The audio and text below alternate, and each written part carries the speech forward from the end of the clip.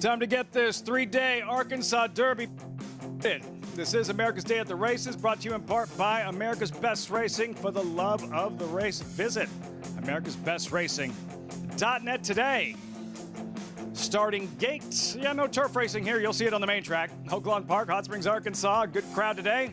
It's going to be packed on Saturday. 60,000 expected for Oaklawn's signature day of thoroughbred racing. Our home for the weekend, sparing no expense, a tent like no other. From the infield, welcome everyone. I'm Lafitte Pinkai. So great to have you with us on Fox Sports 2 this casual Thursday afternoon. We're going to be right here for the next 3 days and providing you with all the sights and sounds leading up to the 88th Grade 1 Arkansas Derby. We have a full cast on site. We'll say hello to the team very shortly, but first, cue that animation, the Grade 1 Arkansas Derby, naturally the America's Best Racing's race of the week. Field drawn on Sunday. 10 deep, 3-year-olds, major Kentucky Derby implications, 200 Derby points available, 100 to the winner, maybe. We'll explain. Number 7, Muth, 8-5. Morning line favorite, trained by Bob Baffert. Much more on that story in just a moment as I welcome in my co-host. He is a multiple Grade 1 winning jockey, former rider Rajiv Raj, joining me on the set. Rajiv, so you made it. I made it. This time yesterday, that didn't look like a given. We made it here. That's half the battle, and we're happy to be here. What a beautiful weather in store. Nice atmosphere here, building up to this big weekend, and I'm just glad to be a part of it. With the Derby implications, it's Oaklawn's signature event, the Arkansas Derby. What are you most excited about moving forward? Well, I'm excited to see Timberlake run. Last year going into the Breeders' Cup, I thought he was the top horse. He didn't have his best race that day. Came back with a beautiful run last time and seems like he's building up to be one of the key contenders for this year's Kentucky Derby. He is the second choice on the morning line, 9-5. Muth is the 8-5 favorite. As we take a look at the California Invader, Muth, trained by Bob Baffert, not eligible to earn Kentucky Derby points. More on that later, Rajiv. Here is Muth winning the San Vicente out west early January. Why is he the Arkansas Derby favorite? Well, what I love about this horse right now is he's showing a different level of maturity beyond his age. He sat behind the dirt earlier in this race with no issues at all, did everything the rider asked him to do, tipped out in the stretch, and ran by like a true professional. The downside to the way I see him run, though, is, and the one chink in his armor, in his races, he seems to be slowing down a little bit at the end. They went 3/4, 6 furlongs in 109 and finished up 7/8 in 123, which led me to believe that that's the slower part of the race for him. And in the Breeders' Cup, he made a good move after Fierceness coming off the turn and flattened out a bit. So that might be the one part of his race that he'll have the biggest challenge with. Can he thrive at that demanded 1 1/8 distance of the Arkansas Derby?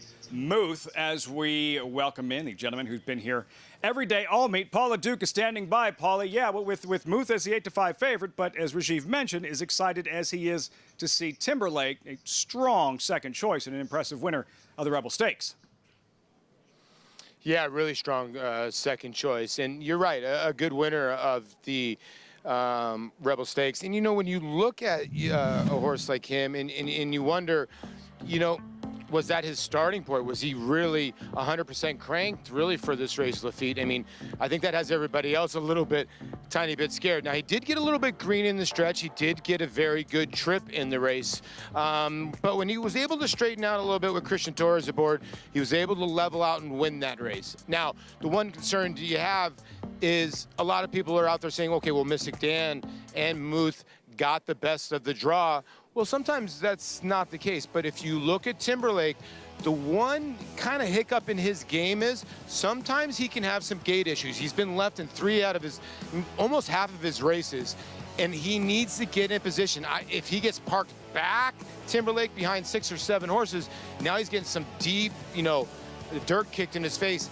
He might not like it. So I think the break's going to be very key now that he's, put in the 2 hole. So I think it's going to be one of those good thing, bad things. If he breaks well, he'll be sitting in a nice position. But if he reverts back to some of his bad habits, he could be behind the 8 ball. Loved how relaxed he was in the early stages of the Rebel. In the latter stages, while he did win a little bit late switching leads, he was kind of drifting out, but then in the very end, finishing with conviction. Timberlake, primetime prospect, coming up for the Arkansas Derby on Saturday. That's in a couple of days. As for today, the 9th, the allowance feature, solid allowance event. There's the field. Take out numbers 4 and 8. Big to do, number 5, who was a 2-to-1 favorite in his debut. Rajiv, impressive, but that was at Fairgrounds. It was in the slot. He made the lead. What are you expecting from Big to Do this afternoon? Well, like you said, it was an off-the-turf event, so it was a field that dwindled down to not a stellar group. However, the way he did it, it was very impressive. He had as a first-time starter, he broke on the lead. He looked like a horse that had run before. He was straight as a string. He did everything his rider asked him to do. And when he was challenged coming off the turn, he actually re-broke. So it looked like a race that he was prepared for, but he could also build off and step forward. That's the 9th race here at Oaklawn, post time around 5:55 Eastern. As we take a look at today's menu, today's races with Oaklawn. Race number 4 in about 11 minutes. They are in the paddock. Late pick 5 starts in the 5th, a featured event, as mentioned. Race number 9 at Aqueduct. Races 5 through 8. Race number 7, not only the main event, also the pick 5. As always, we invite you to play with us. Sign up, Naira Bets, get involved, join today, play all the action on our program and more while earning up to a $200 deposit match bonus. Sign up with promo code BONUS200 and earn up to a $200 deposit match after your first deposit. Bet any track, anywhere, anytime. Join now, NairaBets.com to earn your $200 deposit match. And with that, we say hello to our friends in New York. Greg Wolf, Andy Serling, standing by at Aqueduct. Gentlemen, good afternoon. Yeah, good afternoon, Lafitte, Rajiv. Looking forward to the coverage coming up all weekend long from you guys out there in Hot Springs. Greg Wolf, Andy Serling here in studio in New York as we get set for the late pick 4. Coming up on this Thursday afternoon card in race 7, we look at very interesting filly who's made only 1 start for the Bon Barn. I agree. I'm really looking forward to seeing Spiteful Lady run. You're talking about the number 7, the 7th race, Spiteful Lady, and her. You don't see a lot of New York-bred maiden breakers in January where you go, gee, I don't know, that horse kind of looked like a stakes horse. And sometimes you say it, and it turns out, well, the figure comes back, and the horse ran a 71 buyer, and it's pretty good. This horse ran a 95 buyer, won by 14.5 lengths, and really looked the part. This is her 2nd start. She's stretching out to a mile. She gets the same sloppy track that she caught last time. Now, I imagine the connections kind of wish the track was dry because you want to sort of see what she does on dry tracks. And listen, no race is a fait accompli. They've got to go out and do it again. But she was as impressive as a horse could be, and this potentially could be a stakes quality horse for the Bon Barn. Loads of talent in this debut. Look at this margin. Yeah, in the end, 14.5 lengths. First time out on a wet track. She'll get a different kind of wet track today. That was a muddy seal track. It'll be sloppy today. She'll have to deal with extra ground. But she could potentially be any kind. You know, she could really be an exciting horse going forward. I remember I bet the horse who ended up finishing 2nd to her in the race, and she went to the lead. I was happy about it. And watching the race, you could just see Spiteful Lady was sitting outside of her like she might eat her up at any point and just absolutely cruise to victory. And we all want to try to find good-priced horses, and she's going to be a very short price. But we also like to see potentially exciting horses moving forward. We'll see if she passes the test today. And if she does and runs a similar race, they're going to be thinking higher and higher up for her, and I can't blame them for that, thinking that way. That race is going to kick off the cross-country pick 5. That includes races 7, 8, and 9 from Oaklawn. Jonathan Kinchin, what do you do to kick us off in that sequence? Is Spiteful Lily a single? Yeah, I think you can start the sequence with the single, with the 7 Spiteful Lily. And then I think in the last leg, which is Oaklawn Park Race 9, I think you can single again there with the 5 Big To Do. The middle part of the sequence is a little bit trickier. We'll talk through that quickly. The first leg, like we mentioned, Aqueduct Race 7, I think you can single the 7 there. Oaklawn Park Race 7. I think I want to have the 7 and the 5. 5 Money Time moving to Asmussen's barn for the first time. The third leg, Aqueduct 8, I would use as many horses as your budget and your ticket construction will allow. Oaklawn Park Race 8, I would definitely have the 7 at a party as an A horse. If your budget, if your ticket construction can allow it, you can add some more horses there. And like I already mentioned at the top, I'm going to single on the front end, Aqueduct Race 7, the 7, and on the back end, Oaklawn Park Race 9, I'll take the 5. Big to do. All right, Jonathan, everyone getting involved in that cross-country pick 5. Good luck. Again, it begins with that 7th at Aqueduct. We're going to take a look at the Arkansas Derby. By the numbers, that guy was pretty good. That Arkansas Derby, pretty much everyone knew after he won that race, he'd win the Triple Crown, right, Andy? Everyone but me.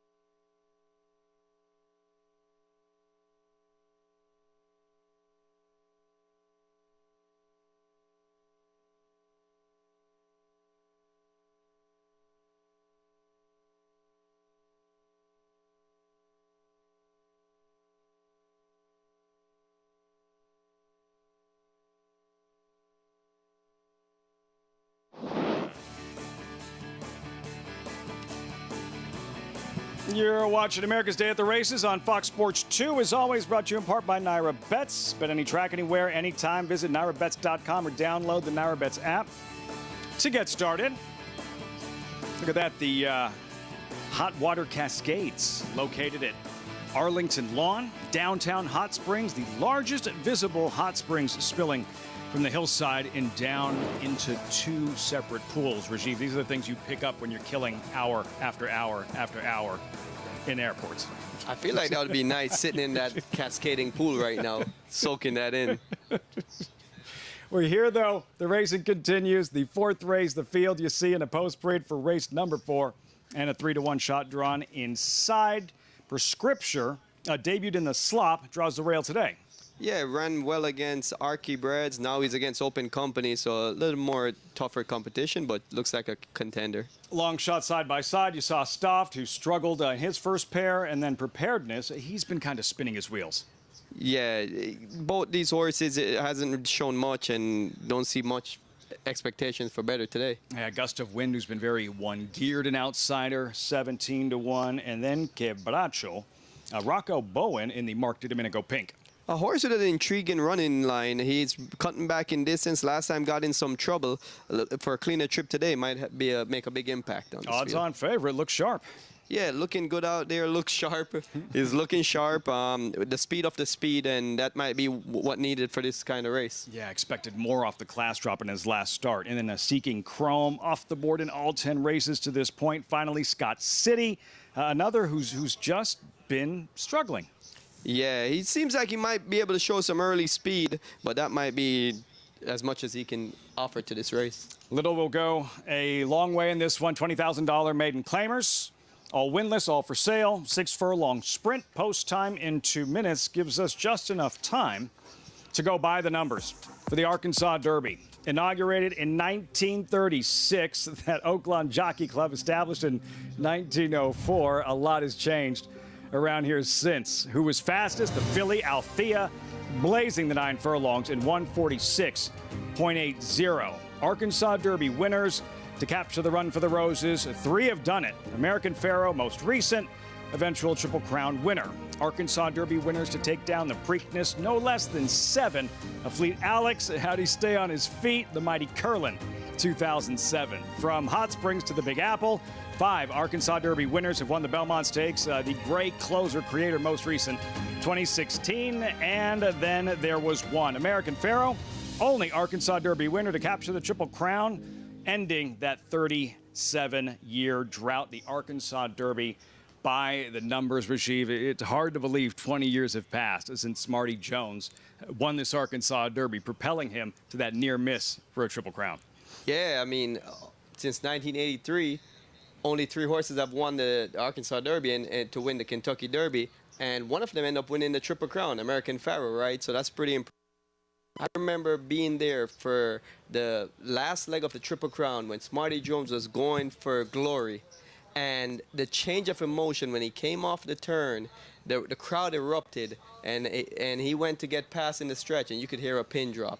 So, you know, the Arkansas Derby has produced some great moments, and moving on. And we'll see how productive this year's edition is, and maybe we'll see more history, because no trainer has ever won 3 straight Arkansas Derbies. That's what Brad Cox will be trying to do. So for the America's Day at the Races Arkansas Derby trivia question, what trainers, I think I just spoiled at least one of them. There have been others. What trainers have won the Arkansas Derby in back-to-back years? So I gave them one. They can do their research, figure it out, and see if they can come up with the other trainers that have won back-to-back Arkansas Derbies. As we check back in with Paul LeDuc, and while we're here focused on the Arkansas Derby and the 3-year-olds, I forgot to mention, happy opening day of the Major League Baseball season, my friend. I appreciate it, Lafitte. I was part of 10 of them at the big league level, 17 overall, and it's always those jitters at the beginning of the year that you hope that you get off to a good start to the year. And it kind of ties in, right, to here at Hot Springs. We've mentioned this multiple times. The same architect that was the architect of Wrigley Field did the grandstands here at Oaklawn Park. So it all ties in, and spring training was here. So much rich history. But the Baltimore Orioles are my team. Over 91.5, lock it up. Okay, this race right here, race number 4, they're looking at 3 horses in here. It's the 1, 5, 6. I'm in agreement with the public. Now, the 6 in here looks sharp. Has been watered down like 4 or 5 times. He's getting hot in the paddock. Now, I don't know if this is him or not. He comes out of the best race. He comes out of the best number. I think Rajiv made a good point. You know, with a horse like this, is he the speed of the speed? Does he just go right to the front end and go? Or can the 1 in here prescripture?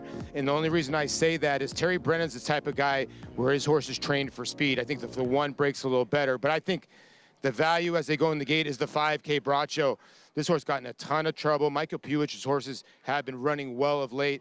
And again, I just think the 6 might have lost a little bit in the paddock, and I'll take the 9-2, Lafitte. How long do we have to wait to see Jackson Holiday in the bigs? Not too long, but I'll tell you one thing. Gunnar Henderson could be in running for the MVP of the AL now with Ohtani out of the AL. Lots of young talent in that Baltimore Orioles clubhouse. Post-time, race 4 live from Oaklawn. Scott City coming up to the gate. Go again. We're ready to go. And they're off. Seeking Chrome sent out of there for speed. Scott City alongside of him in the early part. These two from the outside post are 1-2, and they get towards the rail now. Scott City with the lead. Seeking Chrome attempts to keep tabs on him. He's 3/4 of a length behind on the inside. Scott City clearing off now, and Seeking Chrome on the inside is back in second. Looks Sharp joins him from the outside. A gap of 3 to Preparedness and Stop there together. 2 more to Prescripture, and Gust of Wind at the rear of the field with K. Brancho as they round the far turn. Scott City, still the leader here by a half length. Looks Sharp on the outside right there to press as they round the turn. Seeking Chrome has had enough. He calls it an afternoon. Passed by K. Broncho, who's being asked to get going, but he's 5 or 6 behind under a ride. The others in another zip code behind the top pair who are squaring off, turning for home. Scott City cuts the corner. Looks Sharp trying to get by him from the outside, and he just put his head in front. Looks Sharp now opening up that lead. Scott City retreats. K. Broncho is coming on the extreme outside. It's a 2-horse race between Look Sharp and K. Broncho. Look Sharp has the lead here. K. Broncho lunging after him late. Look Sharp's going to find the wire in time. Look Sharp over K. Broncho. Scott City third, and Preparedness was fourth. You said he looked sharp in the post parade. Rajiv looks sharp, the favorite at 1-5, holds on in the fourth at Oaklawn. I picked a winner. See, That's a good way to drop start, the mic, right? go home, you're good to go. tide Not is going to get any better than turning. this. Yes, tide is turning, but yeah, very impressive win by Look Sharp. Didn't have a great break, actually. It was expected to be on the lead, had to overcome some adversity, and held on. Able to hold off the late charging K. Broncho. Prices forthcoming back at Aqueduct. Horses in the paddock at Greg as we get set for this late pick 4 at the Big A. Yeah, we got a post parade coming up. I think it's appropriate that a horse named Look Sharp just won at Oaklawn because at least one of the 3 guys at Oaklawn, Paul LaDuca, is looking sharp today. He does look very sharp. He looks very good. The other 2, no comment. Paulie brought his A game today as we take a look here at the 6. 8-5 favorite here. This is Ocean Gateway, trying to make it 3 in a row for Christophe Clement. What do you like or not like about the favorite? This is the kind of horse that I end up wearing the dunce cap for, to be honest with you. I understand why she can win this race, and she's kind of the now horse in here. But the reality is that she's been just beating up on such mediocre fields, and that's being kind. And she's meeting a host of old pros in this race. They're in pretty good form, and I think she's extremely vulnerable. I'm alive with a 1, 3, and 5 in the pick 5, and I'm going to lose if Ocean Gateway wins. I know she's looked good, but she's been 3-5 and 2-5 in her last 2 starts, and not beating the kind of field that she's meeting today, Greg. And she's also more forward, and I don't think she's fast enough to keep up with Bonadieu, who's going to appreciate the wet track and coming in here off a big win streak. Yeah, that could be a bit of a concern, although she did sit off early on in this race. Her last 2 wins, she's dominated against easier competition. Won by more than 14 lengths combined the last 2 starts, but it will be tougher here. Yeah, I don't think she's a need-to-lead type horse. You're absolutely right about that. Here is the remaining half of the entry. Gets the far outside post for Rick Dutrow, Kids Last Lap. She's got to stretch effectively to the mile, but her last race she was closing into a fairly moderate pace against a very nice horse in Amaretti. Here's the speedy Bon Adieu with the rail. They've got her to catch in here. I thought she was vulnerable, but when they scratched the 1, she may just be controlling. In my opinion, big long shot, 20-1. Yeah, she comes up for Lacey Godet from down at Maryland. She has some back races that are good enough. Toned up, just claimed off of Rob Atras. Yeah, I think this horse is very interesting. She's going to need maybe a little more pace she's going to get, but at the price, I picked her on top. Here's the favorite we just showed you. Can she make it 3 in a row? Well, she's going to beat some much better horses if she does it, and I think she's very vulnerable. And how about Whistler's Style has won 3 of her last 6 starts? I don't love the trainer change. David Jacobson is a very tough guy to train from, but, you know, she had a dead rail 2 back, and last time in 4 back, she ran races that make her competitive. Big number. 18-1, maybe a little too big. Excuse me. 4 minutes to post. Race that kicks off this late pick 4. You can follow along. Get all the stats on the horses, trainers, jockeys. Go to get your free Equibase Past Performances at NYRA.com/TV schedule. And follow along. 7-2 on that one right there. I was going to try and wire this field from the outset. Let's bring in for the first time on today's program, the MIG, Richard Migliori. Hey, Greg. Hey, Andy. Yeah, let's start right there with the 3. Bon Adieu, as the way Andy said. I know I'm not saying it as good an accent as Andy, but listen, she's looking for her 4th win in a row. It's hard for horses to string wins together, but I have to tell you, she looks tremendous. Carrying good weight, her coat is terrific, and, you know, all day it seems to me like horses don't necessarily need the lead, but it's the clean faces that are winning races today, and you don't have to deal with a lot of kickback. I think she's going to take them a long way. She'll be my top selection. I just like the fact that she has natural speed and she's in great form and she matches up physically. I love what I see on paper, love what I see from a physical perspective. The 6, Ocean Gateway, is another horse, though. Physically, boy, I can't fault her. She's a big, strapping daughter of Tonalist. She's in good form. But I agree with Andy. This is just a kind of a salty group. There's those hard-hitting, horses that, are older pros. And this is a little bit tougher than maybe what she's facing. But physically, she looks terrific as well. And Dylan Davis, her rider, still 2 in front of Kendrick Carmouche in that chase for the leading rider title. Rides for Christophe Command here. We'll be getting on a plane this evening to Dubai to partner Pandagate in the UAE Derby. So he's going to miss a couple of days, but you can't pass up an opportunity to ride for big money like that over in Dubai. Yeah, huge opportunity for Dylan Davis coming up this weekend, riding internationally on that Dubai World Cup program. I'm going to revamp I discussed it with some knowledgeable people that feel that Pandagate is extremely competitive, very hard to beat Forever Young. But after Forever Young, a very, very competitive spot. And listen, even second money is $300,000. And I mean, it's not a kind of prep you want to go to get the Derby, but I don't think they're thinking that way. I think you go over there, it's a big purse, and take a shot. And he was flattered, Pandagate, by the way. The horses he ran against last time came back and ran here on Sunday. We're going to have live coverage, by the way, Saturday, FS2, beginning 8 a.m. Eastern of that Dubai World Cup program. Meanwhile, late pick 4, what do we do here? Minute to post coming up. Let's check in with Jonathan Kinchin.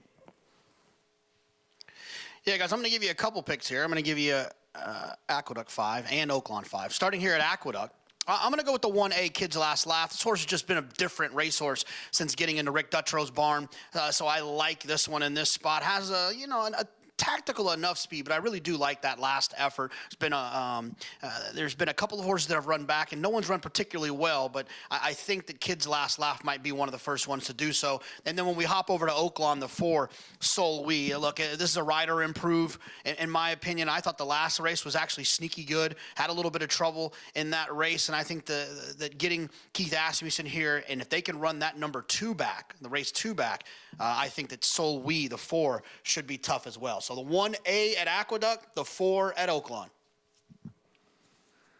All right. Well, momentarily was the favorite here. Just a moment ago, Kids Last Laugh has that outside post, had those back-to-back wins before that second-place finish in an entry-level allowance last time out. Yeah, I actually thought she ran reasonably well. I think the question with her is whether or not how confident you are she'll be effective in a mile. I don't have any reason to believe she won't be. And, I don't know the circumstance with the one Fancy Azteca being scratched. But if you're Rick Dutro, maybe it was a vet scratch for all I know, but if you're Rick Dutro, she's a very good horse to have because she's going to soften the pace up a little bit for Kids Last Laugh. Not that she's going to be that far out of it, stretching out, but it couldn't hurt her to have Fancy Azteca in the race. Could be a sign of confidence. I don't know. I don't really know why she was scratched. She is favored now. I'm a little surprised by that. The only time she's gone a mile, and we can't get much of a gauge from it was the second start of her career back when she was a 2-year-old. She did not fare all that well that day. But it was also 2 turns at Oaklawn, too, I think, which is worth noting. Different scenario. And she seemed to have not really run that fast after the race. She seems to be listen, she's just in career form for Rick Dutro right now, and I don't want to ignore her. I think she's a major player in here, as does the public. Meanwhile, this one, going to try and take it to the field early. Luis Rivera Jr. on Bon Adieu is going to try and say just that to this group from the outset. She has won 3 in a row, all on the front end, leading every step of the way. 3 victories at Aqueduct. See if she can make it 4 straight. Coming up, pick 4 starts here. Chris Griffin, the call. Ocean Gateway. Whistler Style. And Kids Last Laugh.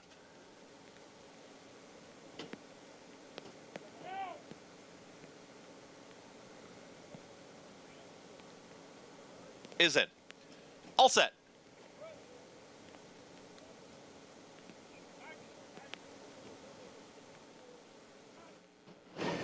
And they're off. Good speed towards the inside from Bon Adieu, right out towards the front with Luis Rivera Jr. Bon Adieu is up there early with Ocean Gateway, was slightly hampered there at the start, now moves forward and is a clear second. Kids Last Laugh is back to 4th as a challenging 4th there with In My Opinion, about to split them. That's toned up to join that second grouping. The trailer Whistler Style. Two-way battle for the front. Bonadou gets the pressure from the outside from Ocean Gateway, but they're pretty far apart, and they went 23 and 4 for that opening quarter mile. That measured opening quarter here for Bonadou, who hugs the rail way out there in the center of the racetrack. That's Ocean Gateway. Dylan Davis just letting Ocean Gateway do her thing. Is alone there in second, and they're about 3 still in front of Toned Up. Kids Last Laugh is back to 4th. Then in 5th, at the rail, that's going to be In My Opinion. The trailer continues to be Whistler Style. 47.56 for the half-mile time, and they've got to catch Bonadou. It's Bonadou who's clear. Ocean Gateway still comfortable and now moves in closer, is with a neck of the leader. And here comes Ocean Gateway ready to challenge and puts a neck in front. It is Ocean Gateway. Bonadou is trying to hang in there. Kids Last Laugh is all in, is now taken 3rd. Toned Up is in 4th. At the rail, tight does In My Opinion. Whistler Style still the trailer. Wanted to stay out in the center of the racetrack, and Ocean Gateway is now sprinting for home. Bonadou is not going away without a fight, though. Comes right back to her inside. It is still Ocean Gateway. Bonadou is still that clear second with a furlong left to go. It's 4 lengths back to the rest. It's Ocean Gateway with that stubborn Bonadou, but Ocean Gateway is now asserting. It's going to be Ocean Gateway. Dylan Davis picks up another one on the afternoon. Ocean Gateway over Bonadou, In My Opinion, and Whistler Style in 1 minute 37.24 seconds. Ocean Gateway sitting just off Bonadou early, and then says goodbye to that one in the stretch. Dylan Davis for Christophe Clement. When you're wrong, and I was wrong. I didn't like her at all, and she got the job done. I do think it's clear after this race that nobody's making up any ground in this track. I mean, this was a little bit more of a competitive field than this, and even the 3 looked like she was kind of beaten here, and she was battling back and finished second.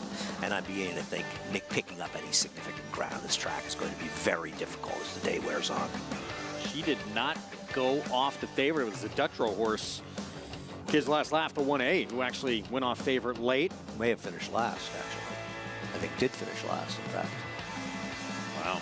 So Ocean Gateway, 3 wins in a row now. All with Dylan Davis aboard.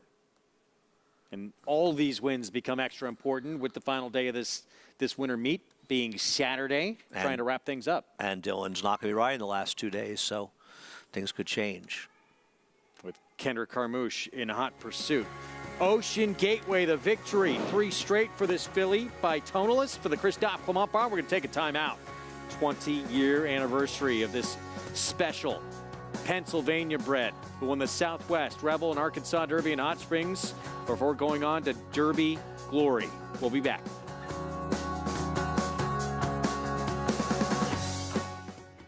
Spun to Run. His brilliant speed figures were among the fastest of any 3-year-old at a mile or more, and he hails from the legendary Danzig sire line. Now, this multiple graded stakes winner, millionaire, and Breeders' Cup champion is passing his remarkable talent along to his progeny. 955, 200, 200 down, 2, in the back. Patrick, 200,000. Thank you. Spun to Run, standing at Gainesway. Experience the adrenaline-pumping, suspense-filled action of the Sport of Kings no matter where you are with Naira Bets. It's fast, easy, and secure. Download the app today and start winning with our lucrative weekly promotions, thrilling handicapping contests, and a one-of-a-kind VIP rewards program. Don't just watch horse racing, be a part of the action with Naira Bets.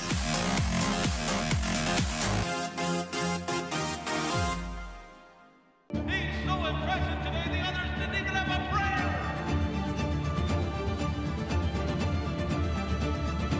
Catholic boy rolls in the run. Happy Travers.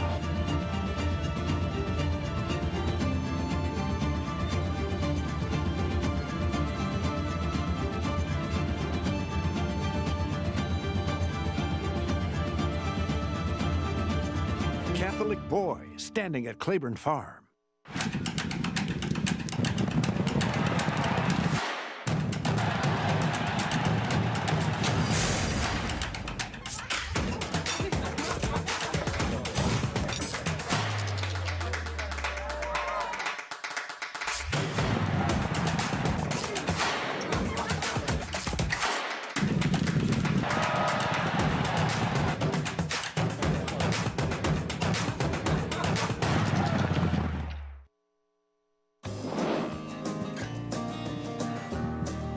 You're watching America's Day at the Races on Fox Sports 2, as always brought to you in part by Claiborne Farm. 100 years doing the usual, unusually well.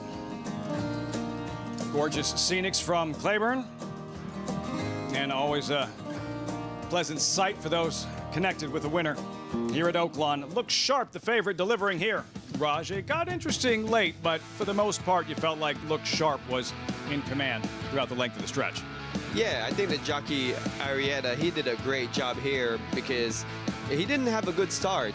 He hopped a bit at the start and had to rush up, and he was in a position that he probably wasn't expected to be in. But he kept his cool, didn't panic, and he made his move at the right time to take the lead coming off the stretch and had enough in the tank to hold off the oncoming charge. Que brancho. Can Arietta hear that as a rider? Can you feel that? Can you hear it when they're coming to you late and you're trying to like reach for the wire? Yeah, I mean, you hear the footsteps coming and you feel some presence. It's almost like someone's shadowing you, right? You feel that presence coming on the outside, and you also feel your horse kind of slowing down, and sometimes you get desperate for the wire. Come on, please, wire, wire. And that was one of the times when you could see Arietta just kind of holding himself together and just maintaining that flow to the finish. A win there. Looks sharp. The favorite in race number 4, Oaklawn Park. We'll have the fifth for you. Horses are in the paddock. About 11 minutes to post as we send you back to New York, getting ready for winner circle pictures. Greg and Andy standing by.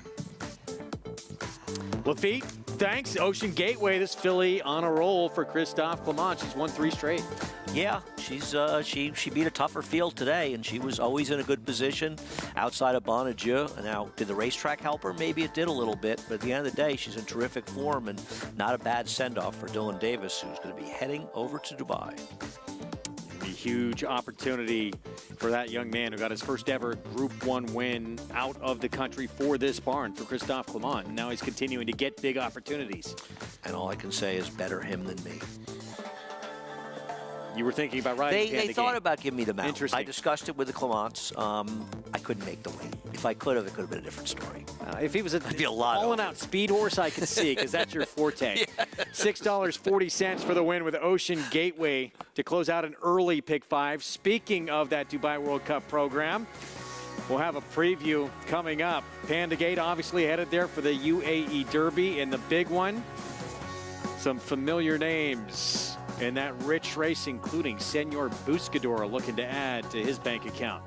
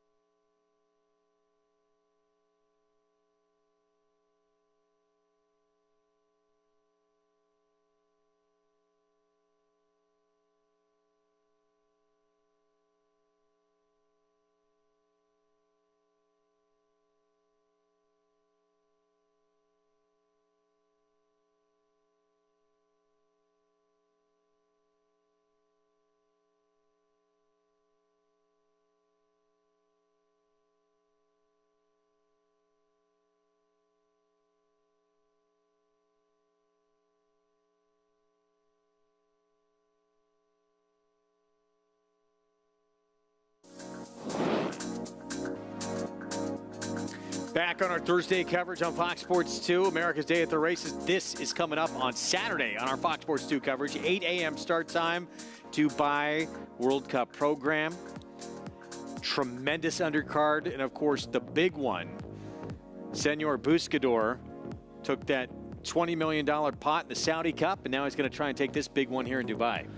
Yeah, I guess the question is how the pace is. You know, last year there was a very rapid pace, which helped the horse that he beat in Saudi win the race last year. And if he gets that kind of pace, he can close into.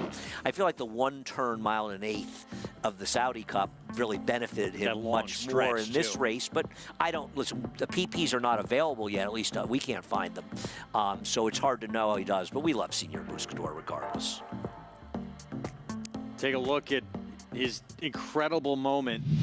You know, it's basically the same time the year before. He also had won in the desert in New Mexico in a much smaller race. Very similar. I mean, they often say that Sunland Park is the Maidan of Mexico. I don't know who they are, but I say it. This was a great example when you compare this to the Pegasus, right?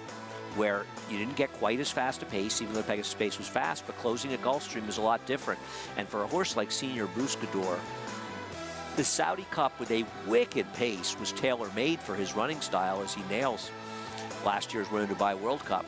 Saudi Crown is going to be running back in the Godolphin Mile, where if he runs close to a Saudi Cup, I don't care who's in there. It's going to be almost impossible. Yeah, if Dr. Fager comes back, he could be in trouble. But other than that, I think he's going to get it done because he was sensational in defeat in that Saudi Cup. And I think that the Godolphin Mile will be his for the taking at a short price. But looking forward to seeing what happens here. Yeah, and seeing Senor Buscador and Ushba Tesoro go at it again. Don't count out Dermiso Tagake. He's going to probably run better. I would think so. Yeah, he didn't run that well in that race. See how he does, but I don't care. I'm a Senor Buscador fan. I just think he's a very cool horse. Yeah, he's a hard horse not to be a fan of with that running style as well. 5th at Oaklawn coming up next. Starts the late pick 5. Let's go to Lafitte. Derby implications in that UAE Derby at Maidan on this Arkansas Derby week here at Oaklawn Park, and a post parade for race number 5, starting with CC Harbor. She'll be far off the pace, likely. Yeah, that running style doesn't look suitable for this race, being that there doesn't seem to be a lot of early pace signed on. Cashmere Baby and Christian Torres leading rider.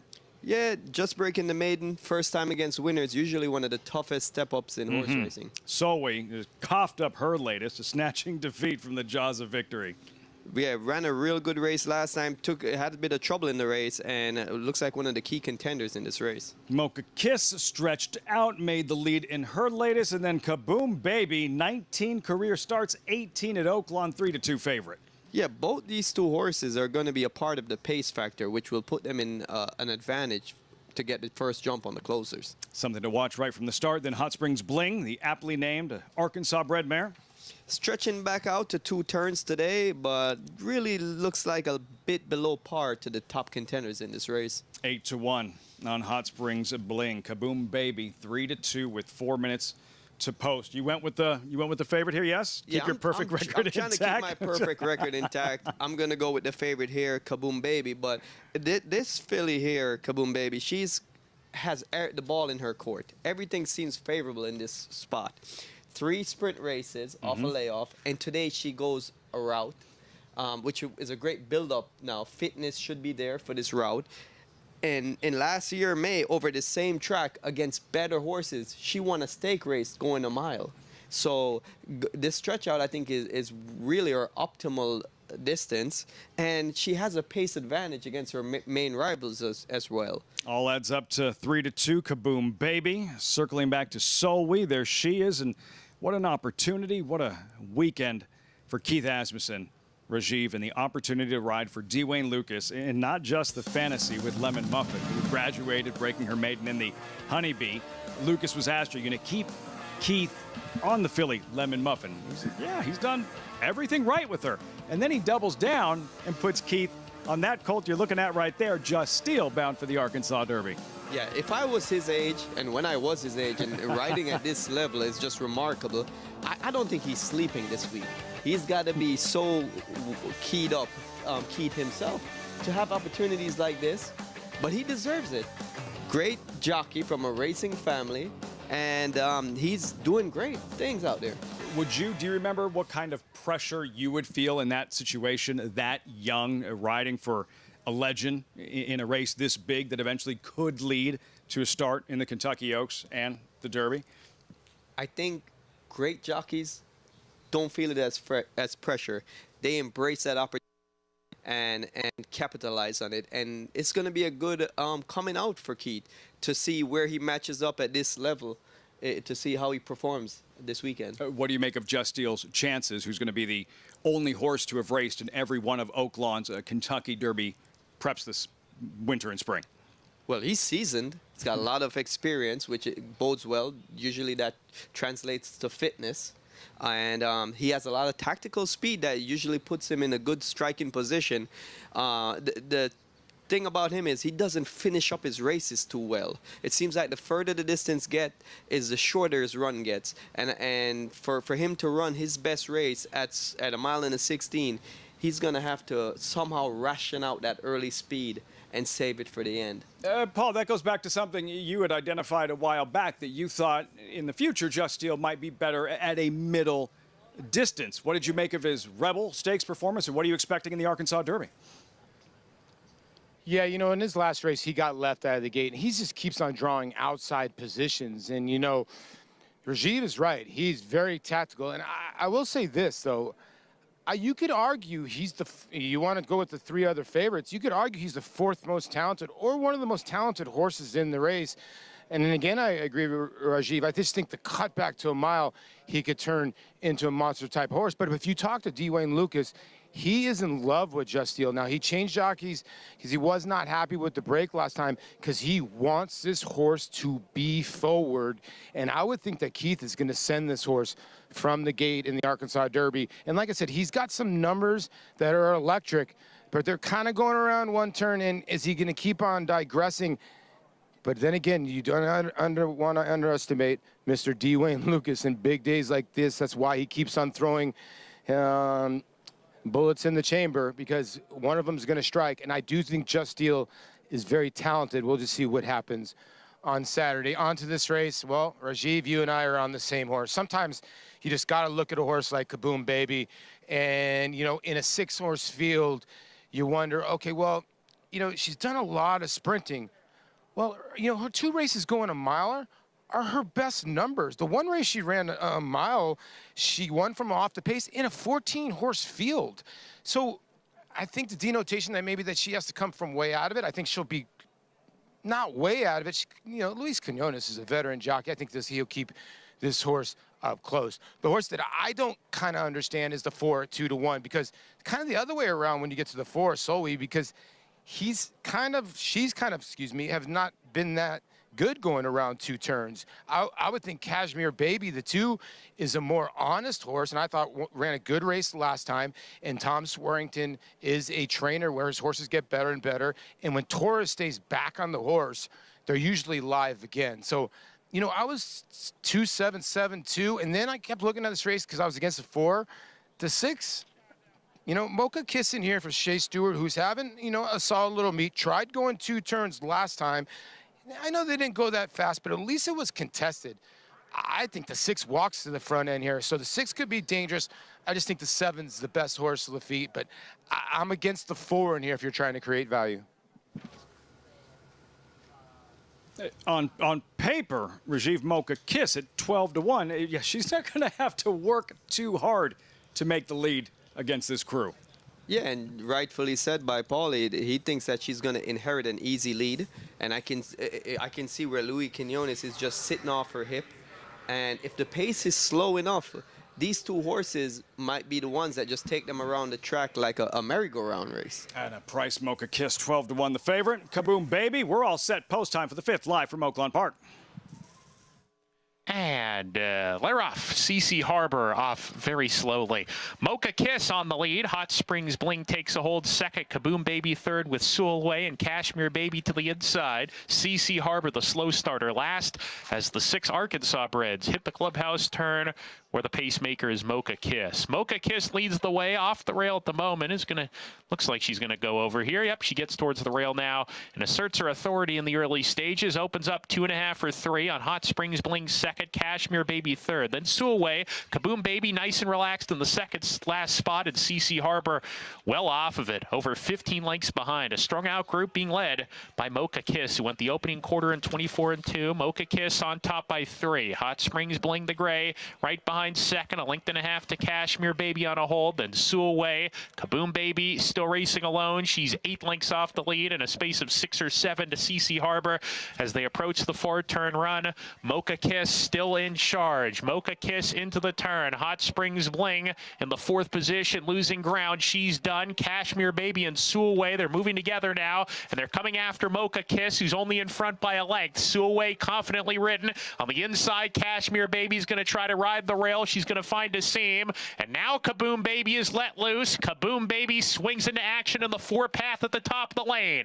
It's Suaway off the turn. Kaboom Baby on the outside trying to reel in Kashmir Baby and Suaway. Suaway is starting to kick away now. Kashmir Baby second. Kaboom Baby third with 100 yards to go. It's Suaway still with the lead. She's 2 ahead. Kashmir Baby. Kaboom Baby is lunging late. It's Suaway drifting to the center of the track. She's in charge, and Suaway wins it. Kashmir Baby second. Kaboom Baby third. CC Harbor rallies for 4th.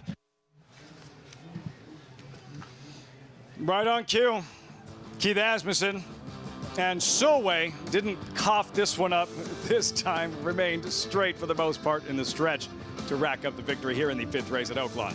Yeah, the race didn't shape up the way I thought it would. I was surprised that Suaway was actually closer to the pace than Kaboom Baby.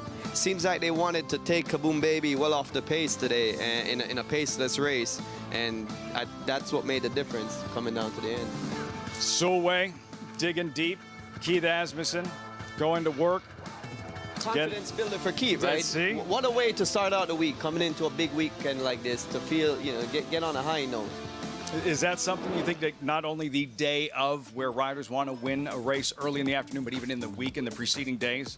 100%. When you get that win early on in the week, it kind of takes the edge off. You feel as if you have some confidence and people are behind you.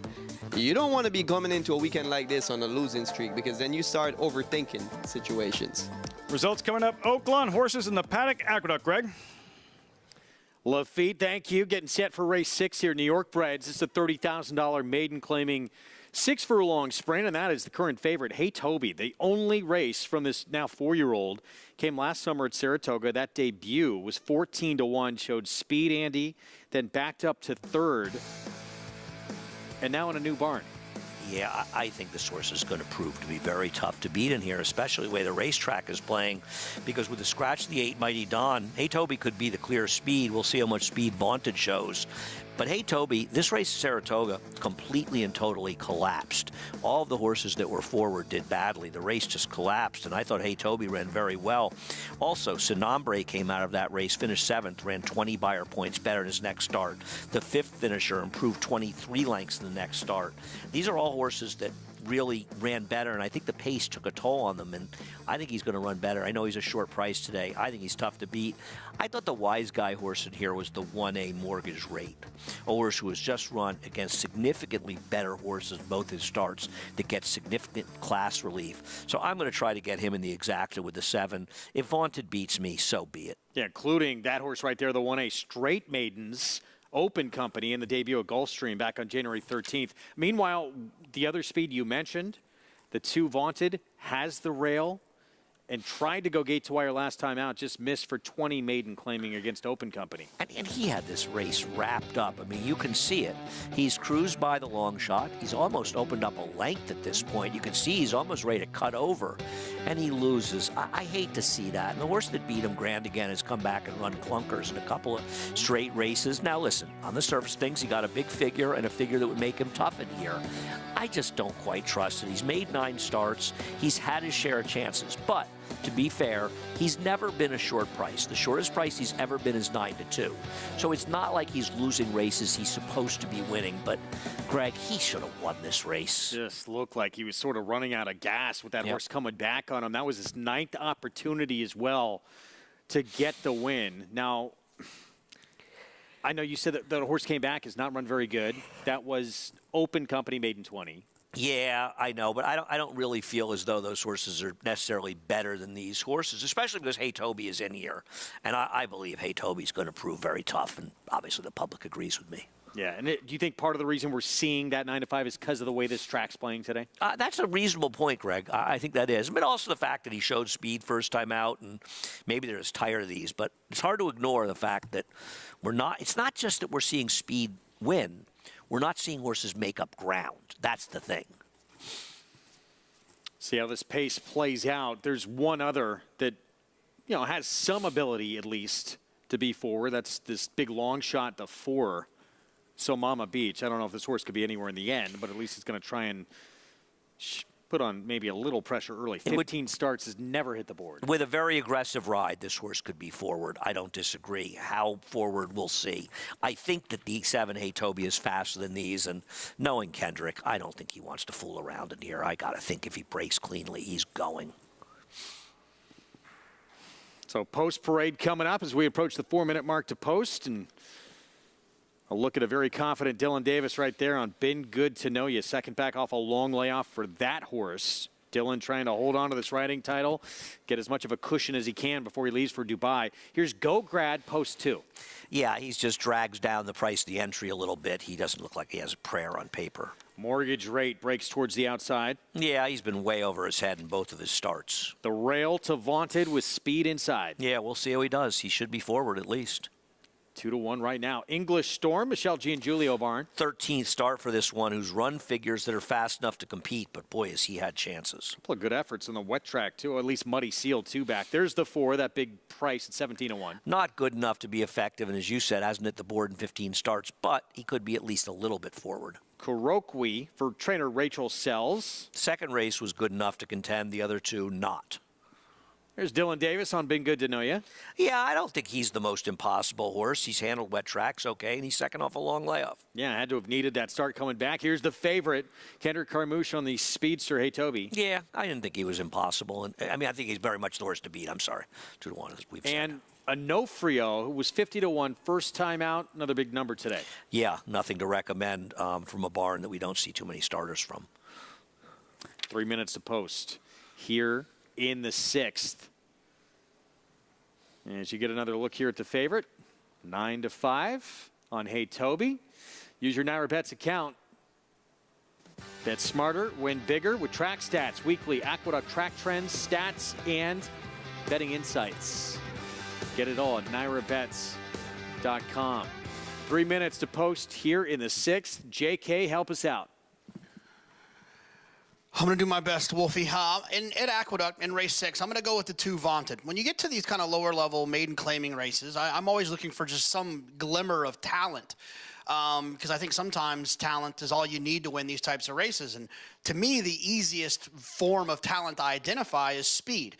Vaunted, if you look at Timeform US, ran a 131 Timeform US early pace figure in the last race, still finished second. That is significantly faster than anything else in this entire race has ever run. I'm just hoping that Vaunted will break, go to the front, advance the position, and go on to win. As we switch over to Oaklawn, it's the 8, Greer's Ferry for me, who I thought ran pretty well last time. Got a lifetime best figure, was bet that day, and of all the horses in here, just felt like the one the other ones you got to get extremely creative as to how they're going to run a number as fast as what Greer's Ferry ran last time. So at Aqueduct, I'll take the 2, and at Oaklawn, I'll take the 8. Richie? Yeah, I'm kind of with you with the 2. We'll start with the 1A, though, Mortgage Rate. I'm going to pick him on top because I just think he's getting in a spot that's so much easier than he's been in. They took him back to the gate, kind of give him a little refresher course because he's a horse that did show some, issues not getting out of the gate as cleanly, and he looked amazing from a physical perspective. The 2-horse Vaunted was one of the 3 that looked good on on paper that looked good in the flesh. And Vaunted is, gets a 5-pound apprentice in Ruiz. 3-year-olds are getting in with 118 in this race. He's an older horse, so he gets in with 125, but with the 5-pound weight allowance, that's 120. Narrow that spread a little bit. And this is still early in the year for 3-year-olds to be taken on older. So Vaunted with an apprentice and the rail seems kind of, really simplifies things, and you got to think he's going to the lead. And then the 7-horse, Hey Toby, I went back and forth about picking him being at a shorter price, but he's lightly raced. He showed good speed already, but he is one that is carrying that full 125 pounds, being an older horse. Mig, thank you. We just saw Kendra Carmouche move in on the even money favorite. Hey Toby, 3 back of Dylan Davis. Trying to cut into that margin here on a short-priced favorite on this wet track. Let's go to Chris Griffin. Goes in. All set.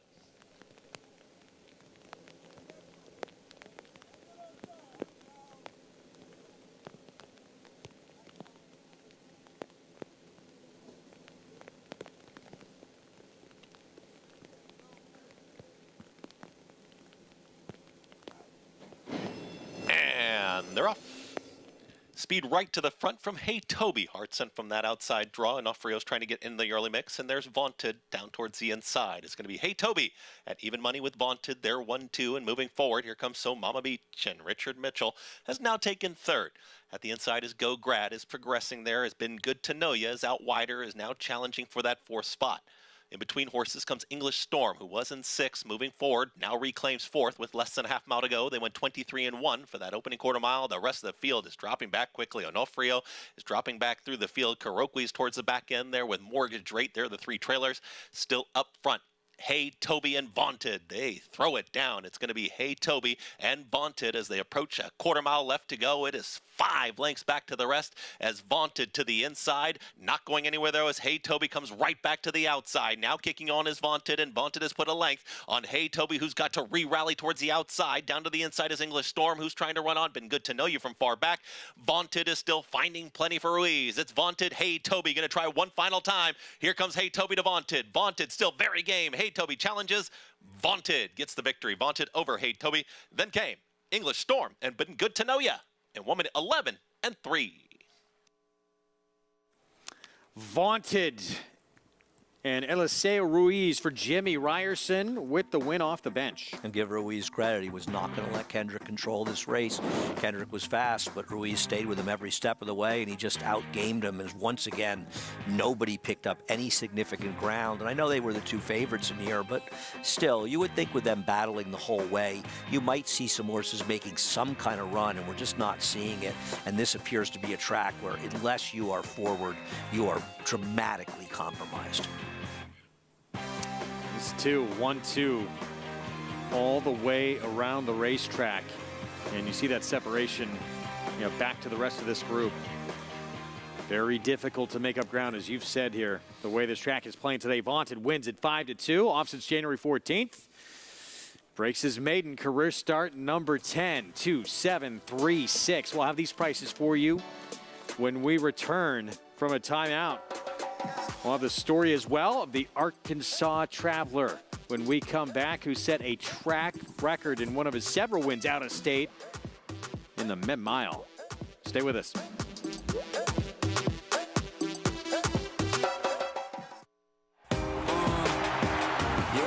Charlatan is back, and he turns it on with 1/8 of a mile to go. Express Train moves into second. Nashville dropping out of it, and then Collusion Illusion. What a spectacular return for Charlatan, who will romp in the run-happy Malibu Stakes by 4.5 emphatic lengths. Charlatan, ultra impressive. It's a new day for a new king. The Cross Country Pick 5 combines the best racing from New York with top races from around the country in one bet. Find it in your track menu and play every race day. Races are posted weekly at NYRA.com/crosscountry. RaceLens is the most in-depth product in horse racing with unique features found nowhere else. True odds, predictive analysis, and pace projection. RaceLens. It will change the way you follow horse racing and take your game to the next level. It's Volatile in front as they pass the 16th pole. Volatile victorious in the Vanderbilt. 1 by 2 lengths. Tremendous amount of talent with his win in the Vanderbilt, as well as a couple of his wins at Churchill Downs. Ran unbelievably fast. Very special family to me. Perfect style for 2-year-old sales. Just a gorgeous horse and throwing very athletic horses that I think will run. Victorious in the Vanderbilt. The Factor, a perennial leading sire of winners. He was third in the nation by winners in 2021 and 2022. His progeny include Grade 1 winners Sistron and Noted and Quoted, Grade 2 winner Charlaine's Mia, and millionaires Bound for Nowhere. And factor this, with dozens of 6-figure yearling sales, he's a proven sire on the track and in the sales ring. The Factor, standing at Lane's End.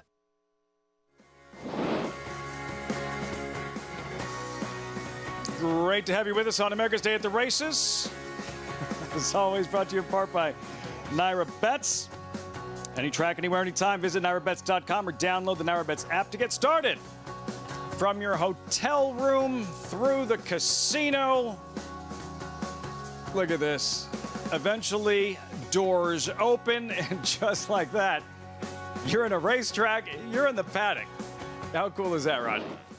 Yeah, access to everything that Right? you want to love, right? Casino, horse racing, entertainment, nice hotel, just a real nice facility here. Put it on that bucket list. Arkansas Derby weekend, always a good time to visit. And always a great time to visit the winner's circle, as Solway does in the 5th race here at Oaklawn Park. Keith Asmussen keeping them together. Again, lost focus in his most recent effort, coughed up the win today. Was able to bear down and get the W. Yeah, and I think the tactics employed by Keith in this race was the ultimate deciding factor in for the win, because he put him right in position, didn't let the slow pace get away from him, and he was able to be in a striking position coming off the turn, as opposed to the 3rd place finisher, Kaboom Baby, who I believe would have been in that position. They actually flipped tactics. So That was odd with Kaboom Baby. yeah, and I think at the end of the day, if Luis Quinones had to do it over, I would expect that it would be different. He would have tried to be a little closer and be in the spot where Solway was. Solway's day today in the 5th at Oaklawn, and at Aqueduct, Greg, vaunted graduation day. Indeed it is. Took 10 starts, but able to get it done here off a short layoff here, Riding Race since January 14th. And a good day to have speed as a weapon.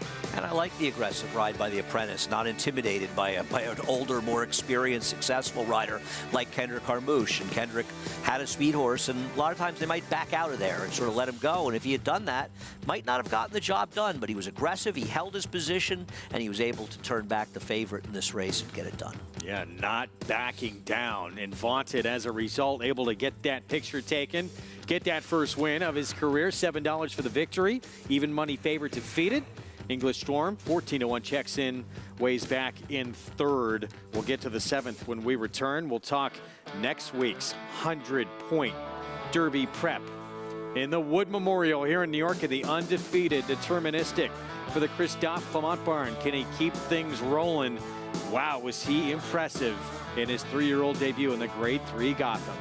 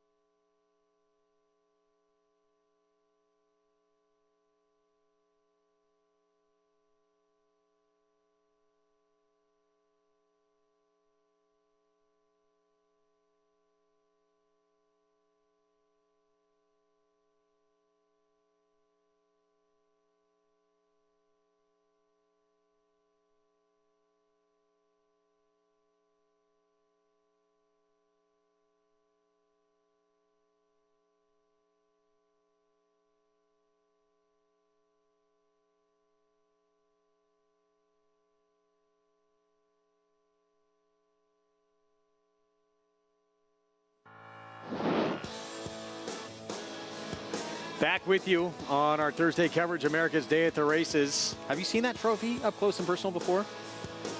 No, I've not. I have not. Is that the Derby trophy? Yes, it is.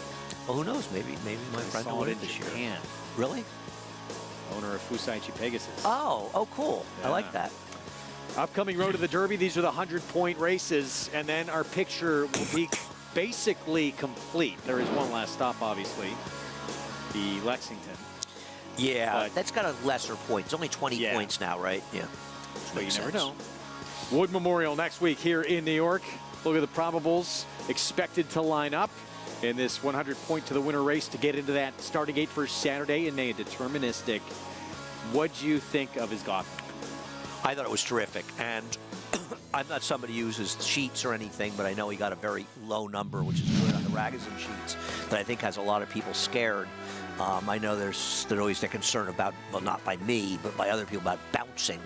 But I don't believe in that stuff. I think good horses, they run their races. And what we have to like about him is he was so much more professional than he was in his debut, where he got left and he overcame trouble and trouble changing leads. And in this race, he broke well, he put himself in position, and when he tried to go outside and the door was closed on him, he had no problem sort of altering course and coming through. And this came up a fast race, and he beat a nice horse in just a touch here, making only his second start. He's lightly raced. It's not going to be easy, and you never know if these horses are going to get better with more distance, but he's a very, very promising horse right now, an exciting horse, and looks like he's going to be, if not the horse to beat in the Wood, a Wood that's going to come up. We have 10 possible starters. It could easily be a full field. He showed so much in his debut at Saratoga last summer, just from the eventful trip.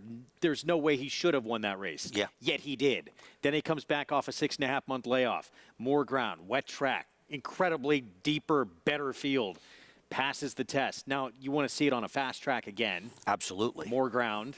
But there's a lot to be excited about. He's a very good horse. You know, whether or not he's able to win the Derby this year, I mean, your connections, you want to win the Derby, but that's not the point. This is going to be a very good horse going forward. And I know Christophe Clement had that big win with Tonalist in the Belmont, but a Derby is something that I don't care who you are, you want to win the Derby. Pretty good moment for Jenna Antonucci, making history last year in the Belmont Stakes, first female trainer ever in the Triple Crown to win one of those events. And there's going to be history made this year as well. We know that for a fact. First time ever held at Saratoga. And as a result, with that construction going on at Belmont Park next couple of years, it will be at a distance of 1.25 miles. You want to be part of it at this historic racetrack, to have a Triple Crown event to close it out. We've never seen anything like it. It is going to be an incredible experience. You definitely want to be part of it if you are a fan of this game. And I'm just looking forward to it now that I've made all your reservations for dinner up Thank there. you Everything is fine for you and me as well. Looking forward to getting up there. It's going to be a great weekend. I hope you are able to join us up there. We're going to talk Arkansas Derby. This horse was special on a wet track coming up the inside for Kenny McPeak. Got a huge number, one of the best figures for a 3-year-old all year long. Can he back it up again on Saturday? Mystic Dan for Kenny McPeak.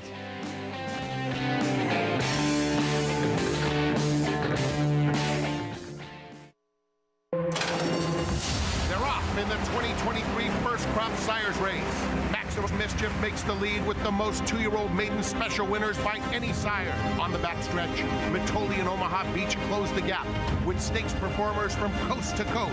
Vino Rosso finds his best and leads on the turn with 4 Grade 1 colts on dirt. But it's Mitoli with his 3rd TDN Rising Star, your champion freshman, leading an impressive Spendthrift Superfecta. Experience the adrenaline-pumping, suspense-filled action of the Sport of Kings no matter where you are with Naira Bets. It's fast, easy, and secure.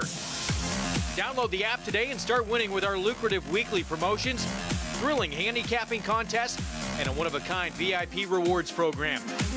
Don't just watch horse racing, be a part of the action with Naira Bets.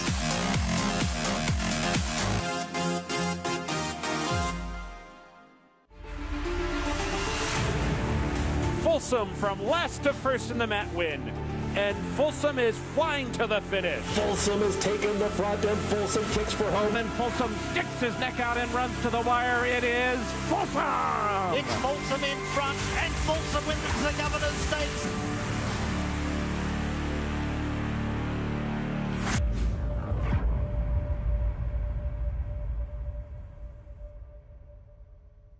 Racetrack Television Network brings you every race, from every track, on every screen, every day. With monthly packages starting as low as $5, RTN gives you great value and access to more live HD streaming and race replays than anyone. Visit RTN.tv today to sign up and watch on almost any device, including Roku and Amazon Fire. RTN has packages that start at $5 per month.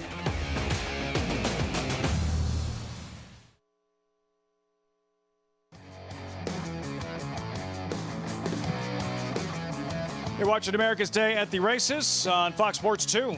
Arkansas Derby Week from Oaklawn Park in Hot Springs, Arkansas. And getting closer to post time for the 6th on the Thursday program. 2 minutes out. $30,000 maiden claimers, mile and a 16th. Current favorite towards the outside, Scott City at 3. Check that, the 8 horse. You messing with my past performances again? Greer's Ferry. 6-5. You'll get a look at him in the post parade. There's Rainbow Man.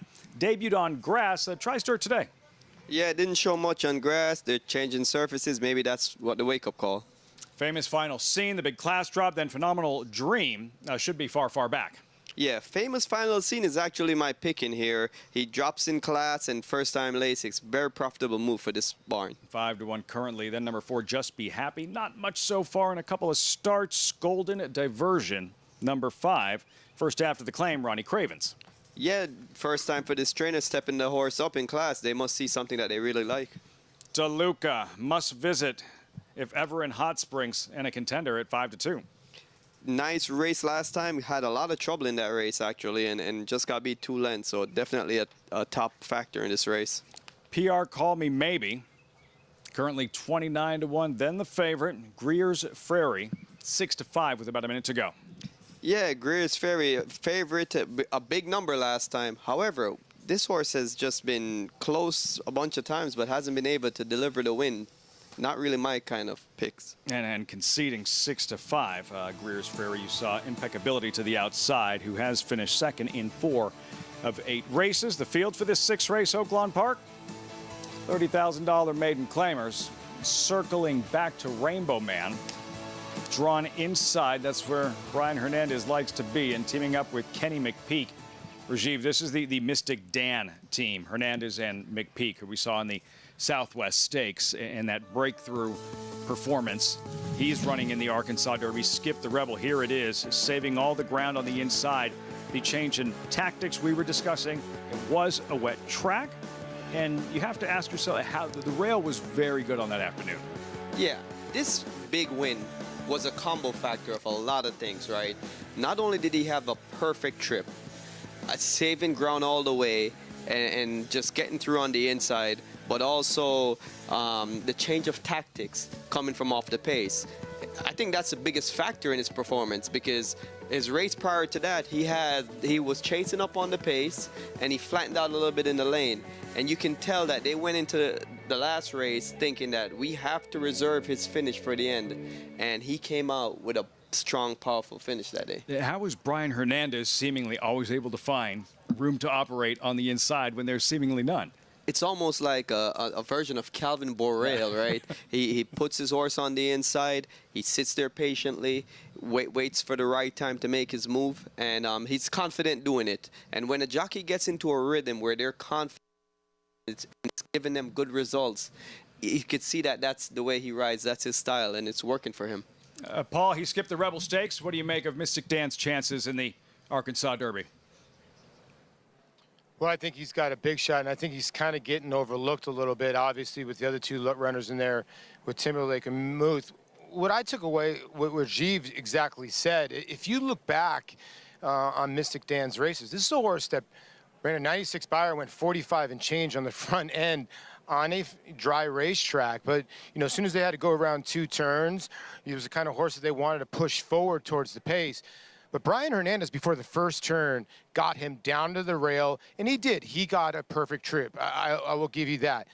But he broke so sharply, was on attendance from the beginning to put himself in that position, and I think he's mentally completely grown up. Now, he's probably going to have to avoid what we call a bounce, and I know Andy doesn't like what a bounce is, but the horse ran a giant number. But the other part about this is like, it does rain every once in a while on the first Saturday in May, and the way he skipped over that racetrack, it was kind of scary. So I still think he's a major player. We'll see what happens. He draws a 9-hole in the Arkansas Derby Day. He's going to have to get a similar trip to beat those. Now on this race number 6, they're going in the gate. I got to go with my namesake because everybody calls me DeLuca instead of LaDuca. I really thought this race was 6-8, 8-6, and I'm with you, Rajiv. The other horse in here was the 2, Famous Final Scene. You know, the 6 probably wasn't going to win that last race when it got DQ'd, but needs to break much better. I'll give the 6 a tiny bit edge over the 8. DeLuca for Paul. Rajiv, Famous Final Scene. Where do you want to see him early? I expect him to be close to the pace. However, I don't want him to be too close because he might fade late if he is too close to the pace. So nice stalking trip. See how it all unfolds. Graduation day for one of these $30,000 maiden claimers. It's post time. And Leroff. Golden Diversion broke alertly, waste no time, is up on the pace. Famous Final Scene takes hold. He's fresh off a layoff and keen to go on in the early stages. Tugging a little bit here is Famous Final Scene. Golden Diversion matches him into the clubhouse turn. Phenomenal Dream right behind the leaders, running in the 3rd spot. And there's the favorite Greer's Ferry parked in 4th on the outside. DeLuca racing inside of him. Then Just Be Happy. PR Call Me Maybe. He's 5 ahead of Rainbow Man. And the trailer at the back early on is Impeccability as they make their way approaching the backstretch. Run the leader is Famous Final Scene. Famous Final Scene down the backstretch, linked in front. Golden Diversion backs off in 2nd. Phenomenal Dream to the inside 3rd. Then Greer's Ferry, DeLuca. They're side by side, the 2 favorites, 4th and 5th. Only about 2.5 behind with a half mile to go. They're a length and a half better of Just Be Happy and PR Call Me Maybe. Rainbow Man and Impeccability still well behind as the 9 runners charge into the 4th turn. Famous Final Scene still paving the way. Golden Diversion already sent after him, needs to turn it around 2nd. Phenomenal Dream 3rd to the inside. There goes Greer's Ferry, shaken up by Christian Torres. He begins a move. He's passing runners into 2nd, tries to reel in the front runner. Famous Final Scene. PR Call Me Maybe's also getting underway on the extreme outside. DeLuca has run. Now he was passed by Greer's Ferry, and now he's waiting for a spot to go as they swing off the corner. Famous Final Scene in front. Greer's Ferry on the outside, ready to pounce, and he takes the lead away from Famous Final Scene. DeLuca now comes charging between horses. He's a threat with a furlong to go. Greer's Ferry needs to hold off DeLuca. DeLuca with big long strides takes the lead away from Greer's Ferry. DeLuca with the head in front. DeLuca in a photo with Greer's Ferry. It got very tight in the end between those two with Famous Final Scene 3rd. Just Be Happy 4th. A bang-bang finish in this 6th race at Oaklawn Park. DeLuca, Greer's Ferry hitting the wire simultaneously. Rajiv, who got it? It seems as if DeLuca got his head down, and I think Paul would be proud to be called DeLuca tonight if this horse wins. Paulie, this is your, you don't miss. With the photos, you don't miss. Who got it? I think I just hung on, Lafitte, because I'll tell you what, this is like me right now on opening day running for a triple on a ball in the gap where the center fielder dropped it 3 times and I was barely safe at 3rd. 6-8, my friend. Well done, Paulie. DeLuca and that late charge from Greer's Ferry. Rajiv in the final couple hundred yards. It looked like DeLuca was going to emerge and win. And then just Greer's Ferry just kept digging and digging and digging and making it that close. Well, Greer's Ferry, he was running almost like a herd animal, right? He was only running as fast as his competition would make him run. And I think that's what got him beat. You can see when he got past, he re-engaged again. But he stalled a bit when he made the lead, and I think that momentum that DeLuca had is what carried him to the victory. 6-8-2-7. DeLuca over Greer's Ferry at Oaklawn. Results coming up. Greg with horses in the paddock for the feature at Aqueduct. How crowded is that pizza joint going to be tonight in Hot Springs? Free Won't be able to get a seat. 7th at Aqueduct, approaching the 5-minute mark to post, and there is the filly that everyone's hyped about in this race coming up. 1-2 favorite for the James Bond barn, Spiteful Lily. She was sensational in her debut. It was back on January 27th on a muddy sealed track. She won by 14.5 lengths. And for those out there that were looking to bet against her, I think it's going to get even harder because of the way the track is playing and speed is carrying. Now, she may not need that advantage, but she is the controlling speed on paper, and with a clean break should be well in front of these. She's fast, and she's good, and listen, we're bettors. We like to bet. We like to try to find favorites to bet against and find some races where you can make money. I think we also all appreciate seeing a good horse, and while a maiden win doesn't make a horse a good horse, we've seen plenty of horses look great in their maiden wins that ended up doing nothing going forward. This one has the promise to be a very, very talented stakes horse for the bonds with that kind of performance. You just don't see horses break their maidens with 95 buyers that often. Here is Lady Fortuna to kick off the post parade. She will break from post 2. Yeah, she's not the one that's getting bet in this entry. It's the other half, and while she's run okay in some races, it's the other half that's getting attention. And there is the other half. She gets the far outside post, Sail with the Wind. We saw this barn change with the big-priced winner, though a horse that made some sense and did run well the first time in the dirt. Rail goes to Freddie Mo Factor, long shot. Well, named for my good friend Fred Moskowitz, a horse that has not lived up to the great Fred Moskowitz's name. Reigning Chick for Peter Wolder. I mean, she feels like a horse that can get a piece in here. She seems to see somewhat consistent this year. Dylan Davis, rare to see him on a big long shot here at 11:01 off since January. And this is Dylan's farewell before he's got Prince James in the last as well. I thought she was one of the contenders behind the favorite, and she should be forward. 9-1 Chasing Daylight, Rudy Rodriguez, Jose Gomez. She has her days at times that give her a chance to get a piece here. Here's the 1-2 favorite, her second career start. Yeah, I just am looking forward to seeing what she does. I'm not betting her 1-2, but I'm also not betting against. Bella Principessa, Eamon Harkey. She's horse has been in her best form, though. She seems to like running third. And JSK Lucky's Pushpa. Well, did get second here last time with Scott Lake shipping in, so maybe she can improve on that effort. She'll have to run faster. 4 minutes to post coming up. JK, is this a race where we need to try and create some value with that favorite maybe just being too good? Well, one of the ways you can do that is the cross country we talked about a little bit earlier. And any multi-race wager in that arena is one way, or exactas. There's lots of different ways. Look, I think a lot of people look and see a horse that's 1-2 on the board and say that there's no value there. Well, if the horse should be shorter than that, then there is value. It doesn't have to be a long shot to be value, and you can try to create more value by melding other opinions together, whether it be within this race or outside of this race. I'm going to single the 7 Spiteful Lily here. Jimmy Bonway, 10% with first-time starters in his career. So if you get one, like Andy said, to come out and run 95 first time out, you'd like to think there's going to be another step forward. And then on to Oaklawn. I'm going to take the 7 there as well. Get out of my kitchen. I've heard that quite a bit. People who are familiar with my personal life, my Italian wife does not allow me to step foot in there because I'll just start messing things up. But I will say this about Get Out of My Kitchen. Very similar to what we saw with Vaunted. Just has shown enough talent, early speed, pace figures to suggest that this horse could wire the field at Oaklawn as well.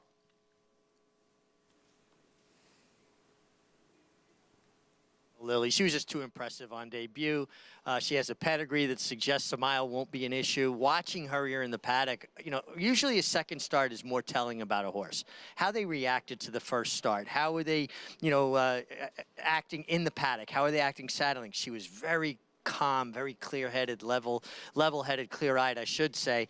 And, she's got a half-sister that's been proficient at the mile distance. Looking at her from a physical perspective, shouldn't have any issue with the mile. I talked to Jimmy Bond about that, and he said he really feels like she's going to appreciate, going further. She was just so good on debut. And you think about Jimmy Bond and the litany of good horses that he's trained over the years. Barons, Tisway, Le Carrière, Pleasant Breeze, Will's Way, on and on. He knows what it takes to horses to stretch out, and he knows his way around a good horse.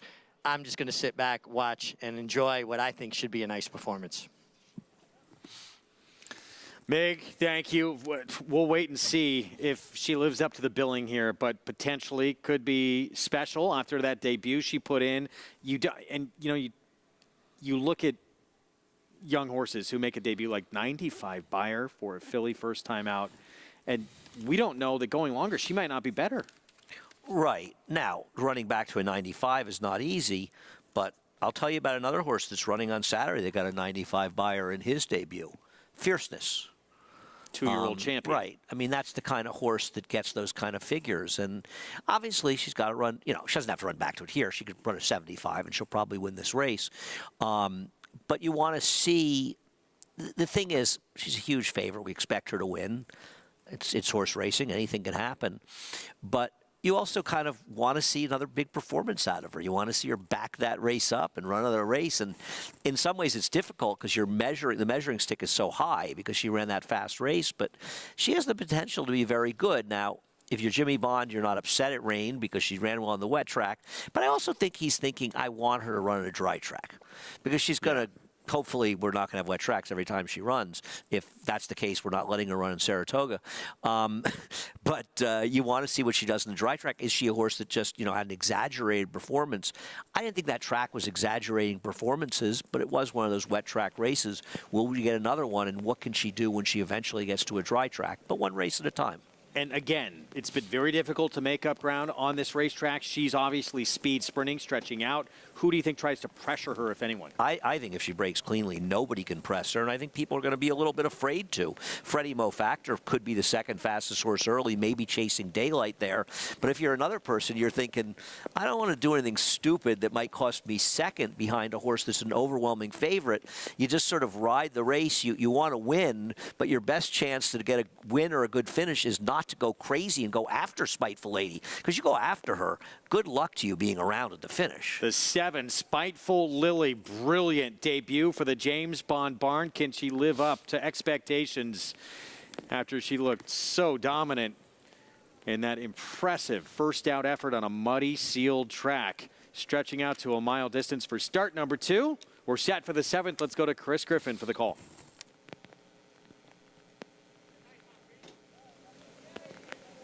Sail with the Wind.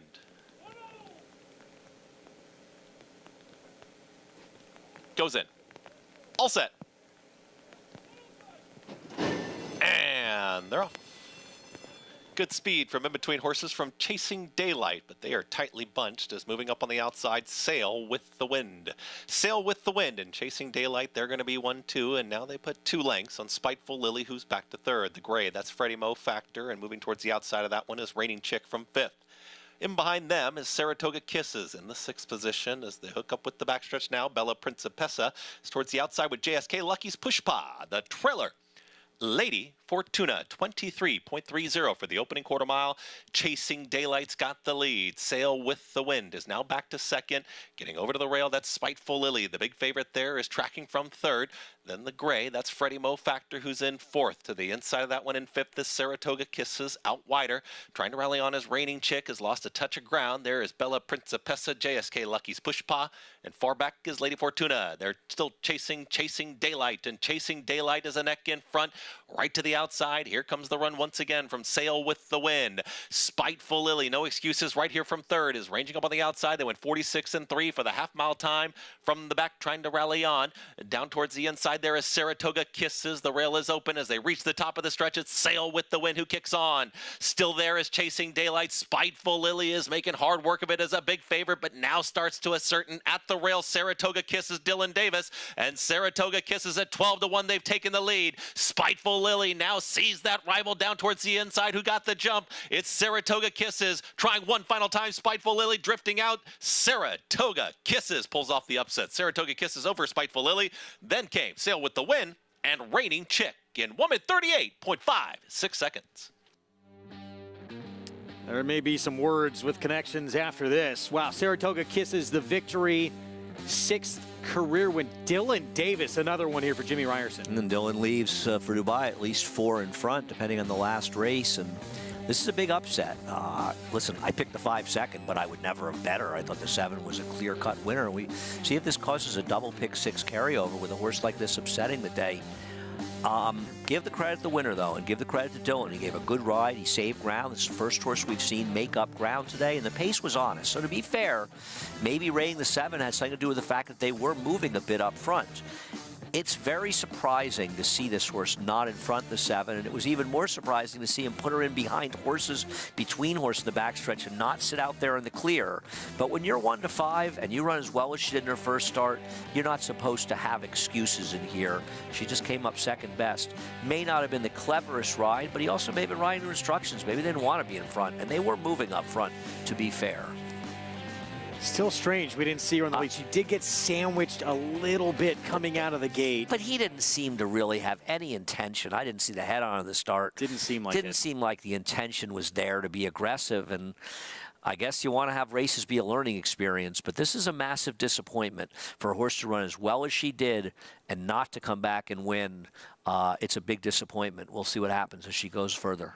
I wonder if we can get a look at them out of the gate with the head on, because it's interesting how they broke in here. But Saratoga Kisses, this is not one you expected Dylan Davis to get here at 12-1. No, like I said, I picked her second, but there are second-place horses that you would use prominently in your wager. She was not one of them. I played a now defunct, a pick 5 that was dead anyway, so it didn't matter. But I singled her. Like a lot of people.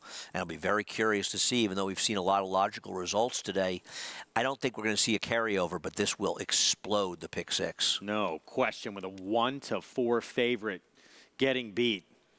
Saratoga Kisses, 6th win of her career, and that's why you say it all the time, to take extremely short prices on horses who are so inexperienced, trying something, many things here new for the first time. Yeah. You don't want to do it. Keep your eyes on the 7 out of the gate and see what happens here. Let's see what the story was.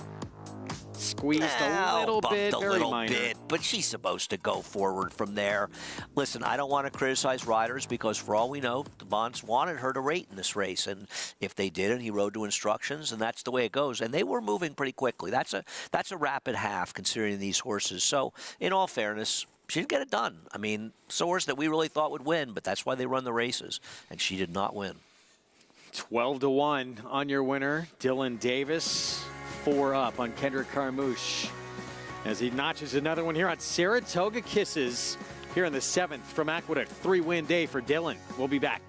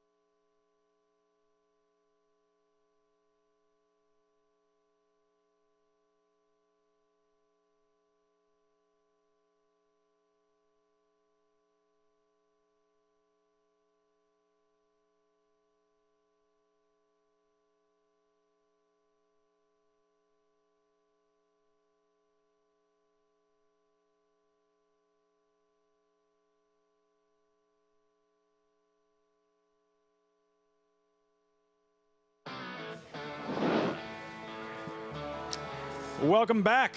America's Day at the Races. Live coverage from Aqueduct in Oaklawn. Thrilling finish in the 6th race here. Greer's Ferry made that late run, Raj, but in the end, DeLuca just able to hold on. Yeah, and a family affair here with jockey Manny Esquivel winning for his uncle, Cipriano Contreras. But I think it came down to it where the horse with the most desire to win actually won. DeLuca stuck his nose in front, while Greer's Ferry was kind of gazing and running all over the place. Like he was waiting, and then another horse did pass, and then he re-engages, and then by that time it was too late. And these kind of horses are so tough to ride. You have to time it so perfectly to make your last move right before the wire, or else you'll end up getting beat on nose many times. 9:20, well done, Paul DeLuca in the 6th race at Oaklawn. Back at Aqueduct, Saratoga kisses Greg in the Thursday feature at the Big A at a price. Yeah, price indeed, Lafitte, 12-1. Dylan Davis to up that lead on Kendrick Carmouche as he gets set to ride into the sunset and head to Dubai with one more mount remaining on today's card. And trainer Jimmy Ryerson is on a monster run. He happened to have won the race before this with the number 2 Vaunted and won here. And, you know, it's nice to see for Jimmy, not only a good guy and nice to see him doing well, the original trainer of Unbridled Song, but his barn had been quarantined. Not in his situation. He was stabled where a horse tested positive for equine herpes, so he wasn't able to run here for over 3 weeks. And since he's come back, his horses have been virtually unbeatable, and another good day for him, and happy for Jimmy. Winter Circle lead-in brought to you by the Fasig-Tipton's industry-leading selected yearling sales. The July sale, the Saratoga sale, and New York Bred yearling sale, all taking place this summer. Nominate your yearlings today at FasigTipton.com. So Saratoga kisses, 5-year-old mare. Now 6 wins from 31 career starts, and this is, as you said, going to play huge in all the multi-race wagers. Surprisingly, though, everyone covered in the pick 6. Yeah, we thought the 6 might not be covered, who's a big price near, but that's a pool job at 106,000, I think. The lowest pick 6, 10,400 and change with the number 8, Prince James, and a win by him. And Dylan Davis will head off to Dubai with a 5-win lead, which means that Kendrick would have to win 6 on the last weekend to beat him, but then again, he was 6 in front going the last day a couple of years ago. And Eric Cancel nabbed him so with a 6-win we'll day. See if Kendrick can do it. There's some fun racing coming up, including a terrific card here on Saturday. Terrific card Saturday at Oaklawn as well, on the road to not just the Derby Kentucky Oaks as well, and a New York bred filly, My Main Squeeze. Could she spring the upset? She's trying to win her 4th in a row. Her last 3 stakes wins all against New York bred company.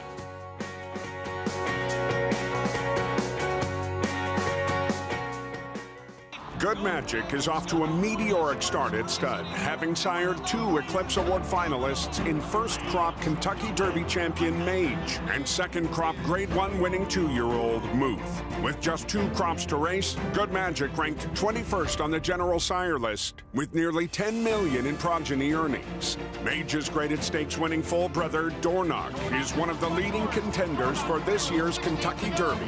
Good Magic, the classic sire.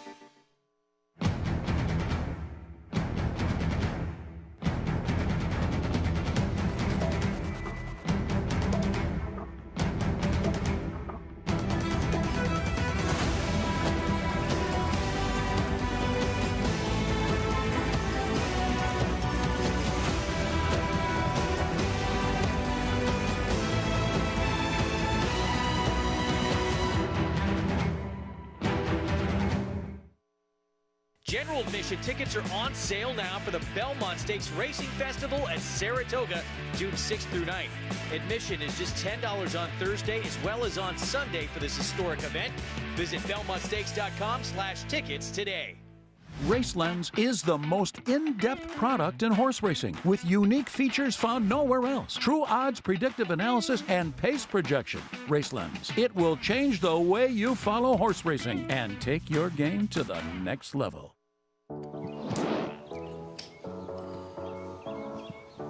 Back live, Oaklawn Park. Watching America's Day at the Races. Something for everyone at Oaklawn, Raj. See? Horse racing fans, horse players, and axe-throwing lunatics, namely Maggie, Paul, and I. Are you? This is what we're doing up after the show. Are you Where was up for the challenge? Yeah, I was the #1 machete thrower in Jamaica. So the axe, I should even be better at that. You say that like you have a trophy or a plaque or something. Yeah, Hall of Fame. Look at that. You can see, you can't do that.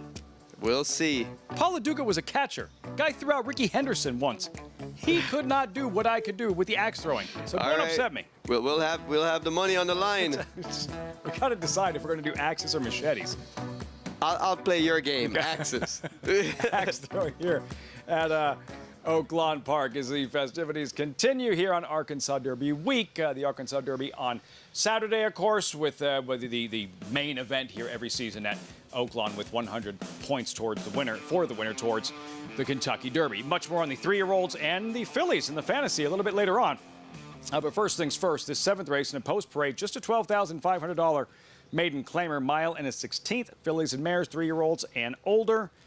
Money is timed to favorite 3-2. Raj, there's Latifa. Should be involved early.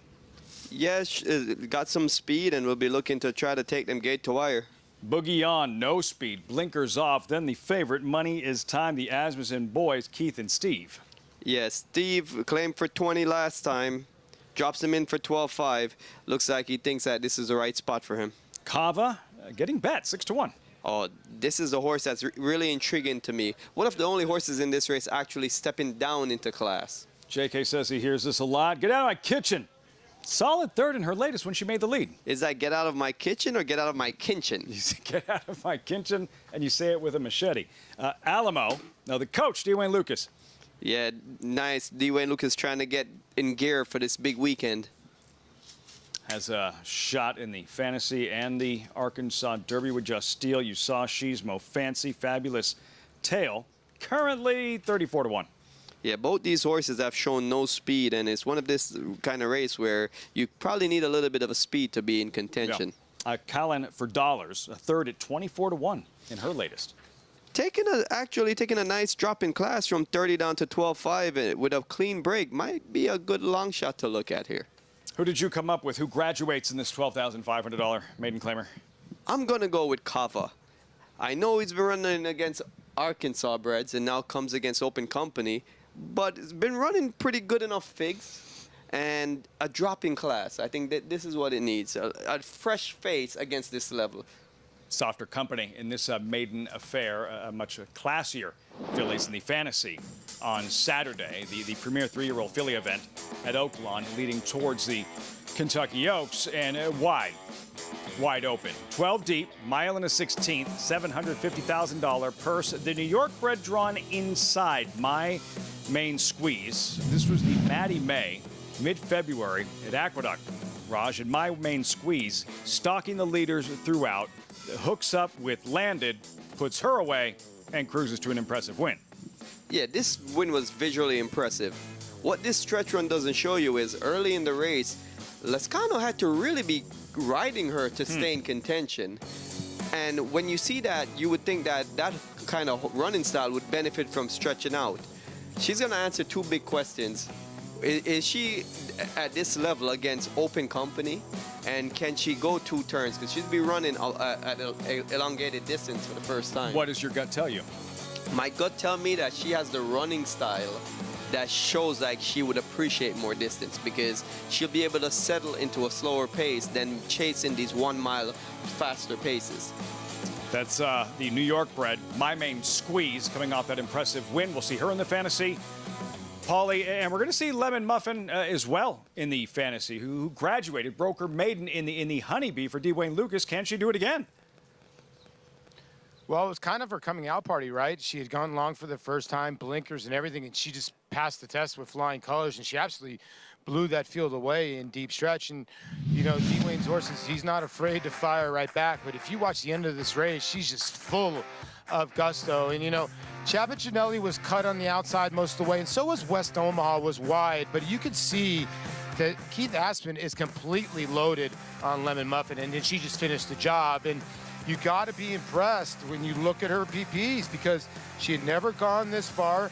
She was a maiden going into this race at 28-1, but maybe going around 2 turns was the trick, and it just looks like she wants to keep on going. I'm kind of in agreement with Raj when it comes to the inside filly. She's kind of a bicycle horse with mid-calls, you know, most of the time. She needs to be ridden, so I think she'll stay the distance. But I think Mr. Lucas has got a real big charge in Lemon Muffin. See how fired up Keith Asmussen was at the wire. A first graded stakes victory. Lemon Muffin, can she go back-to-back from the Honeybee to the Fantasy? Paul, want to get your selection for the 7th here. Oaklawn, we've reached post time. You're trying to go back-to-back on the Thursday card. Well, hopefully me and Raj are right here. I like the 6 here too as well, Kava. You know, we've had these races before. What they are 12-5 claimers for Kentucky breds, $20,000 claimers for Arkansas breds. And if you do the stats on these races, they're kind of even. The Arkansas breds have, you know, done well against some of these Kentucky breds in here. And I do like Kava. This horse had a no chance slot last time out. And Nicky Juarez got kind of caught where he was going towards the front. And next thing you know, there were 6 horses right in his face. Now you see Kashmir Baby, who beat her last time. She came back to run a good little second, you know, just a minute ago against, you know, if I'm not mistaken, the Ron McQuett runner run a good second. So I just think 15-1 down to 6-1, you're getting a decent price. I get where the money's going for the Asmussen team here. Money is time, but, you know, this is a horse for Donnie Von Hemmel that dropped last time. And, you know, Steve's been claiming a lot of these type of horses. He's gunning for the title, for the owner's title and the trainer's title as well. But I just don't know if I want to take that proposition at 8-5 or a horse that's 0 for 14 like the 7 at 7-2. I'm along with Raj here. Let's ride along with Kava. Raj, where do you want to see Harry Hernandez with Kava early on? I think Kava should be sitting in a close striking position. But I do agree with Paul when he says 50,000 Arkansas bred is pretty equivalent to a 20,000 maiden. Sometimes it's hard to judge an open company versus a state bred, but I feel like that's where the line is. It's pretty linear when it comes to that level. Paul and Rajiv going with Kava. Jake Hay with Get Out of My Kitchen. Favorite, Money is Time. It's post time. Matt Ditterman with the call. Race 7 live from Oaklawn. To the outside.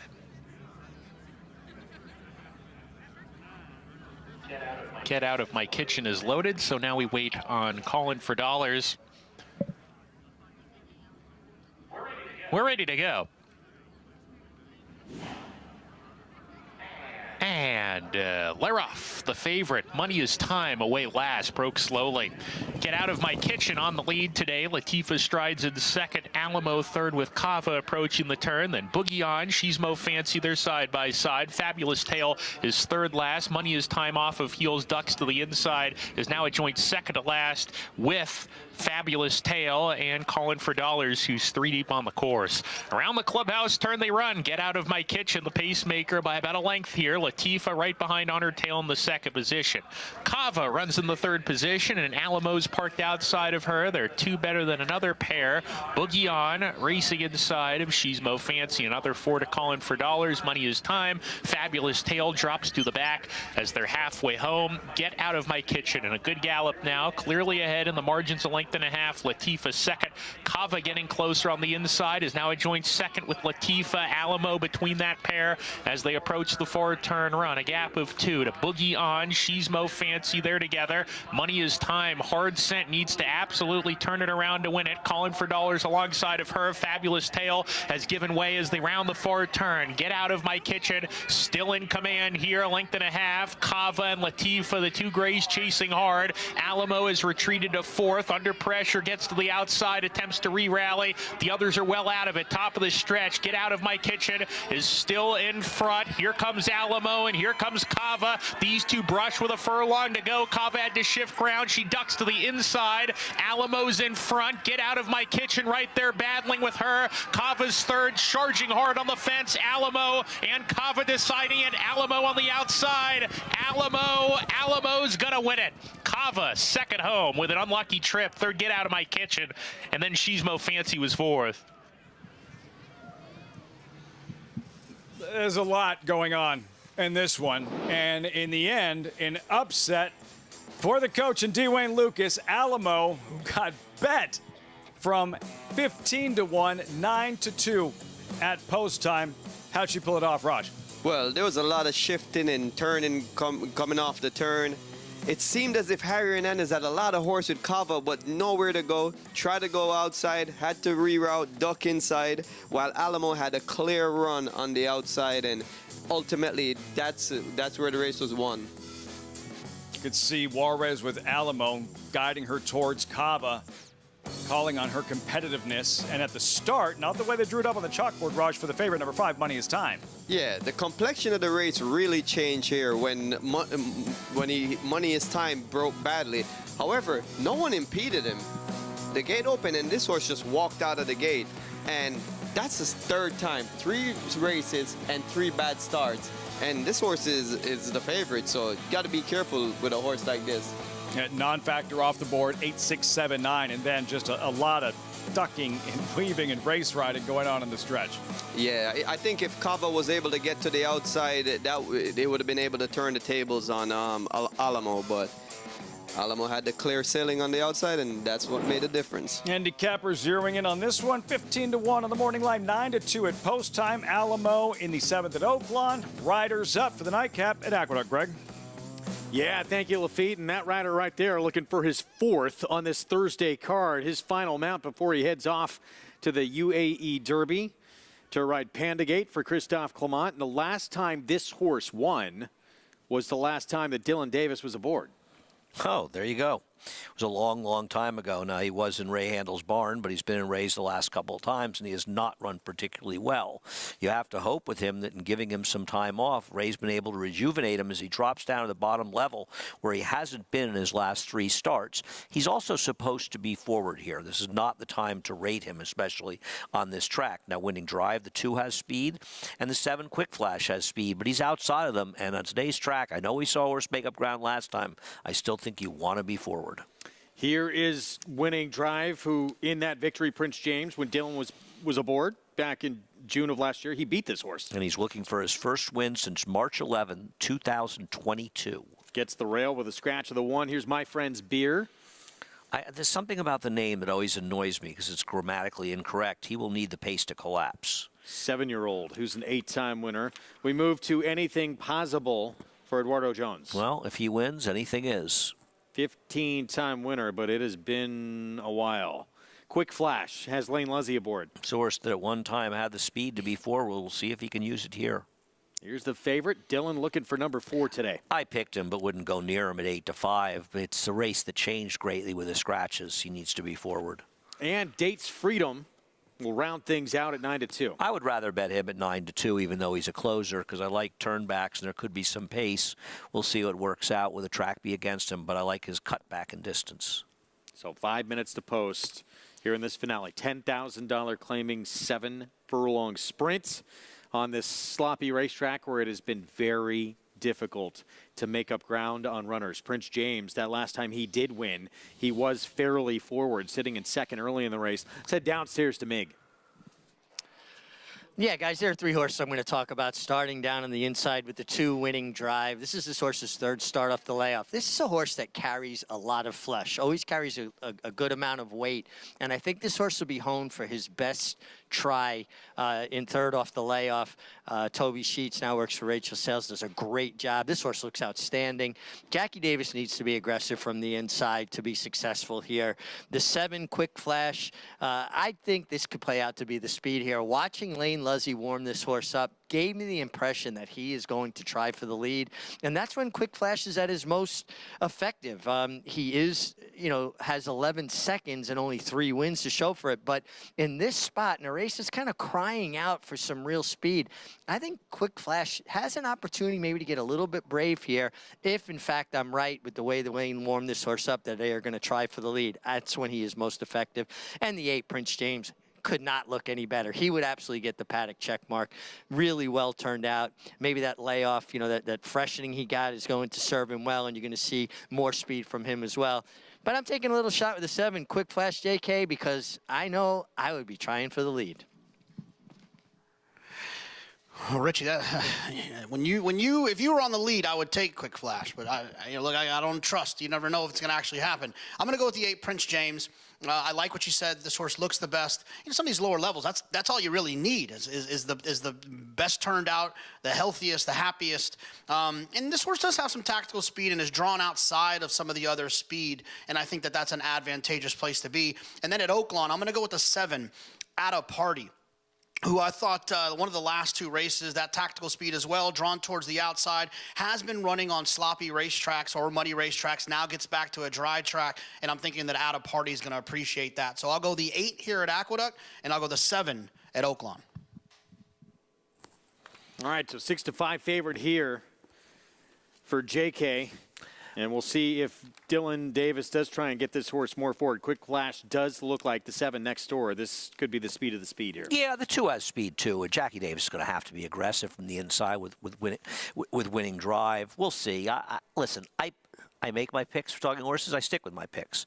I don't have the option of making multiple picks in a race, and in this case, okay, he's the horse to beat. I think he's a horrendous bet at 6-5 in this race. I don't know how anybody's taken 6-5 on anybody in this race because these horses just don't have good form. Yeah. So for me, from a betting perspective, if somebody said to me, here's $50, you have to bet on one horse to win, I would bet the number 10 to win at 9-2. I know he's not a speed type. We did see a horse make up ground with some pace in the last race, and there could be some here. And I like him cutting back in distance. He's dropping down to a level. He won at 2 back. He cuts back in distance. We've seen his trainer, Eddie DeLauro, win some races. He's 5 for 36 cutting back, and he runs a lot of long shots. So I thought he was a little bit interesting as an alternative as he just went from 9-2 to 7-2. I can't endorse betting the number 8 Prince James. He's my top pick, but I cannot endorse betting this horse at 6-5. I can't imagine betting anybody in here at 6-5. It is a little ridiculous to see that horse at that number, but people jumping on the bandwagon too, that this jockey has had 3 wins this afternoon, should not make a difference. He should not be this price. Right. It seems like favorites sometimes they're magnets for money, right? And I picked him, and I do think he's the most likely winner. But so what? Now he's got up to 3-2. He's a slightly better price, and here is some sanity is returning to the pool. See what happens. If you're alive in this pick 6 carryover, pick 5, pick 4, whatever it may be, good luck. We hope you close things out. $10,000 claiming race to finish things. And again, Dylan Davis on the 8. Prince James, the favorite, as Dylan tries to win his 4th on this Thursday card before he heads off to Dubai. Let's go to Chris Griffin for the call.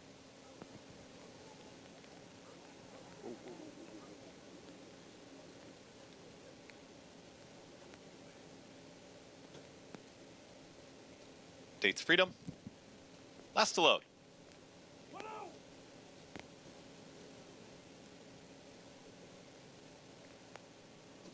And in. All set.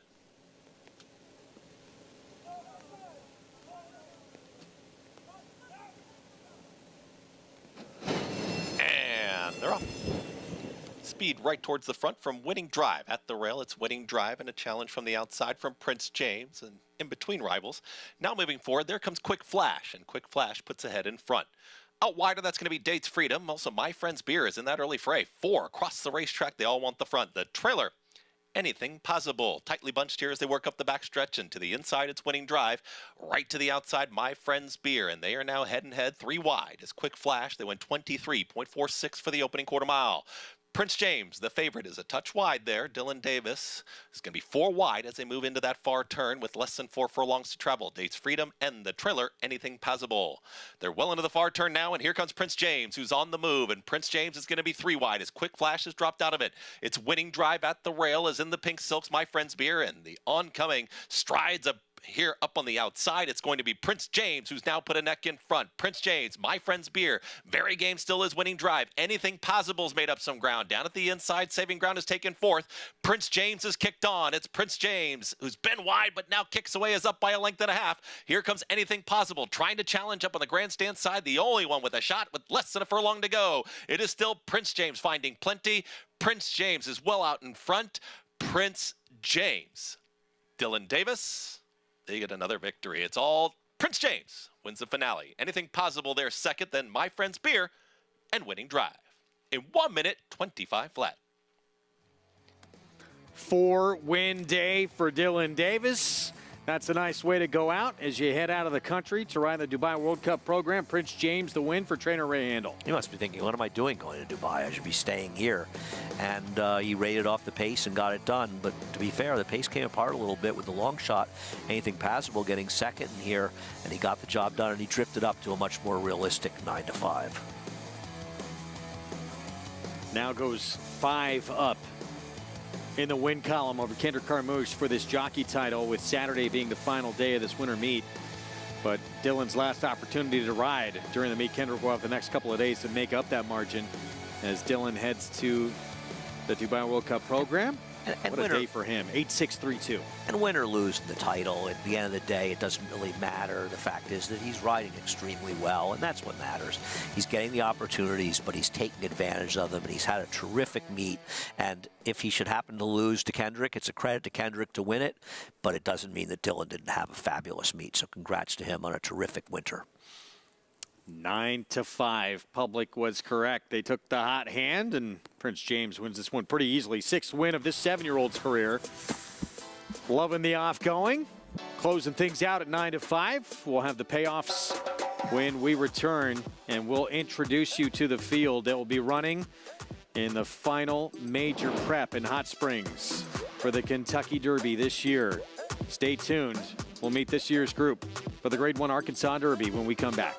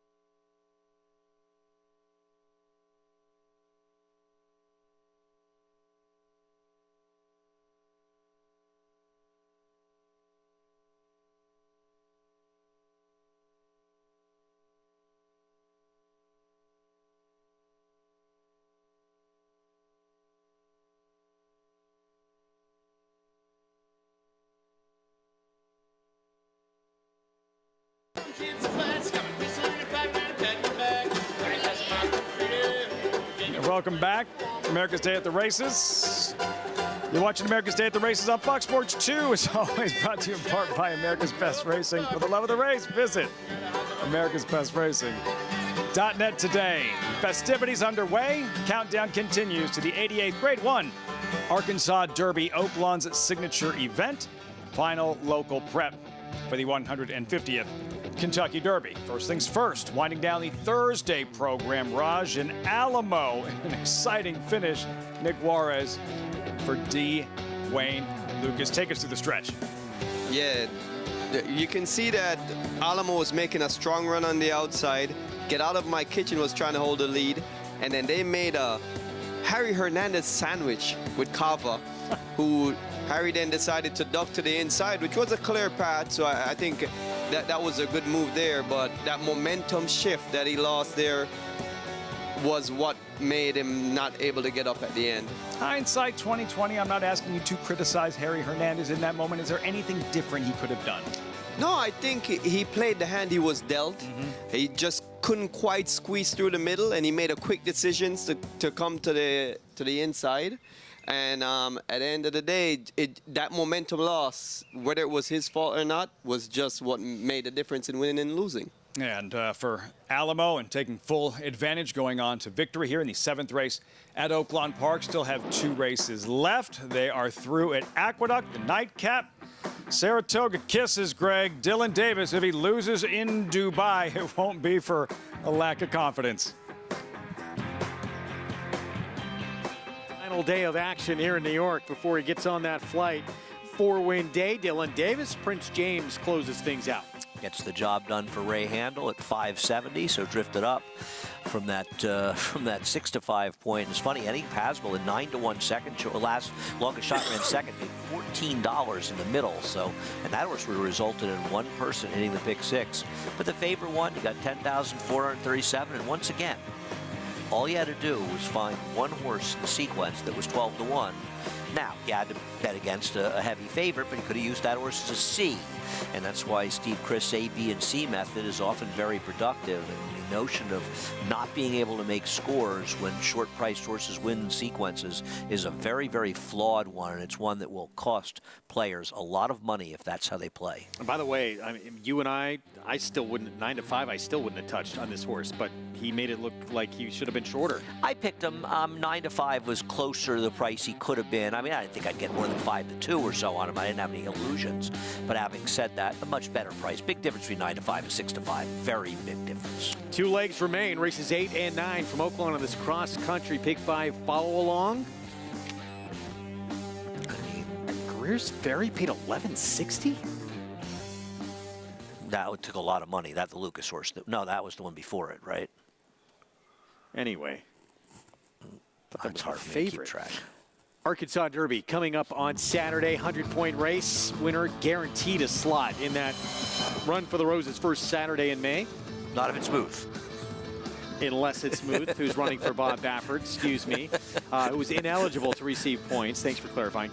Let's meet the field, who will line up. Start with interesting spot for a horse who's never won from the rail. Tough spot for a maiden. Did draw well and did run second at 42-1 last time. But even off that effort, he needs to improve quite a bit. Strange spot, but Derby Dreams. They're taking a shot. Yes, okay. They are.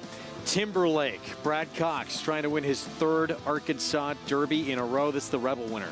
I'm a big fan of Timberlake's. Now, whether or not he's going to be terrific going longer or shorter remains to be seen as an into mischief. He's good. Can he step his game up? Can he run a Beyer figure of close to 100? Can anybody in here? Because at some point, these 3-year-olds need to get faster, but I am a fan. Dymatic, he took a shot in the Rebel off a maiden win. Was 5th in that race. Yeah, he ran a little bit better, and he's been running from a speed figure standpoint. And you always have to respect the Asmussen horses going forward. Another gun runner. He's just not good enough to compete on paper. Time for truth. Ron Moquette, he stamped himself as a potential star in his debut, but even though he's run so well, he's gone backwards figures-wise. Yeah, now Time Form has him going a little bit forward. I wonder how good he really is going long. Now, he should be in front here, but he's meeting a completely different group of horses than he met last time. Liberal Arts. He has been on this Derby trail for a while. Iroquois, Street Sense, Southwest. He was 3rd, distant 3rd. Yeah, I need to watch his last race again to see how much time he spent on the rail. It was a big improvement for him, but it's not as though he hasn't run well before. He needs a lot of pace to be most effective. Another Steve Asmussen runner.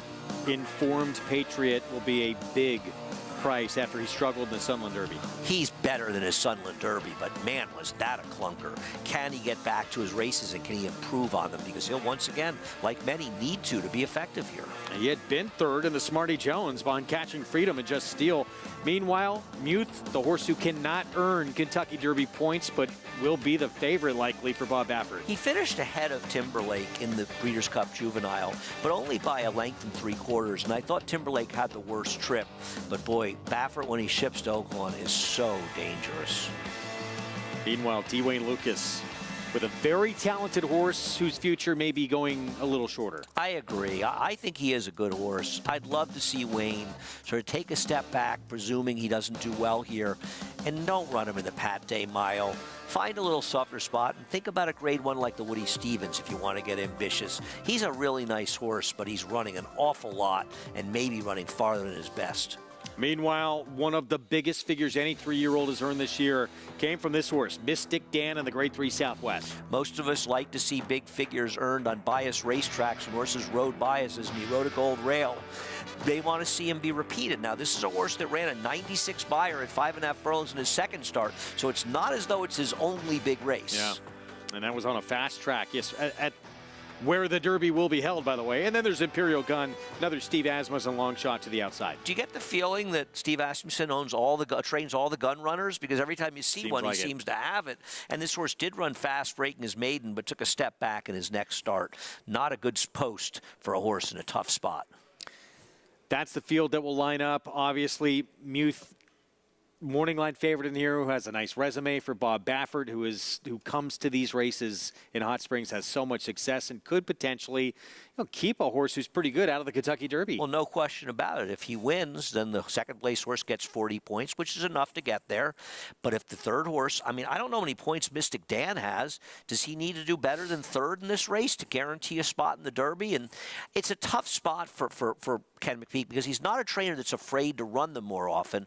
But because they delayed the running of the Southwest a week, he'd had to come back in 3 weeks in the Rebel. You cannot blame him for not wanting to do that, especially given how well he ran. So in this situation, you can say, well, they put all their eggs in the basket of this race, but I don't know what their choice was. Yeah. And they're going to have to hope they finish second here to guarantee a spot in the Derby, because he could be a very good runner. Other than fierceness, we haven't seen horses in this crop running triple-digit buyers. Going to have to show up, though, to earn his way in. Time running out.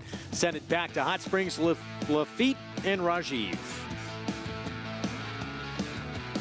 So much intrigue. Saturday's Grade 1 Arkansas Derby, 200 Kentucky Derby points available. Meantime, on this Thursday program, race 8, a post-parade Arkansas-bred sprinters. You start with a 9-to-1 shot, merely a coincidence. Back-to-back daylight wins. Yeah, a horse that's really on a hot streak right now, but he's going to have a lot of pressure being from the one hole. Al's Romeo and Nick Juarez are going to go back-to-back. Another one of the speed-type horses in this race that seems loaded with speed. Macho Rocco, a 5th start this year. Dropping in class a bit, but still needs to step up his game to be competitive against these. Didja, a 16-to-1 debut winner last month. Extremely impressive winning his debut, ran a hot pace in a 12-horse field and kept going.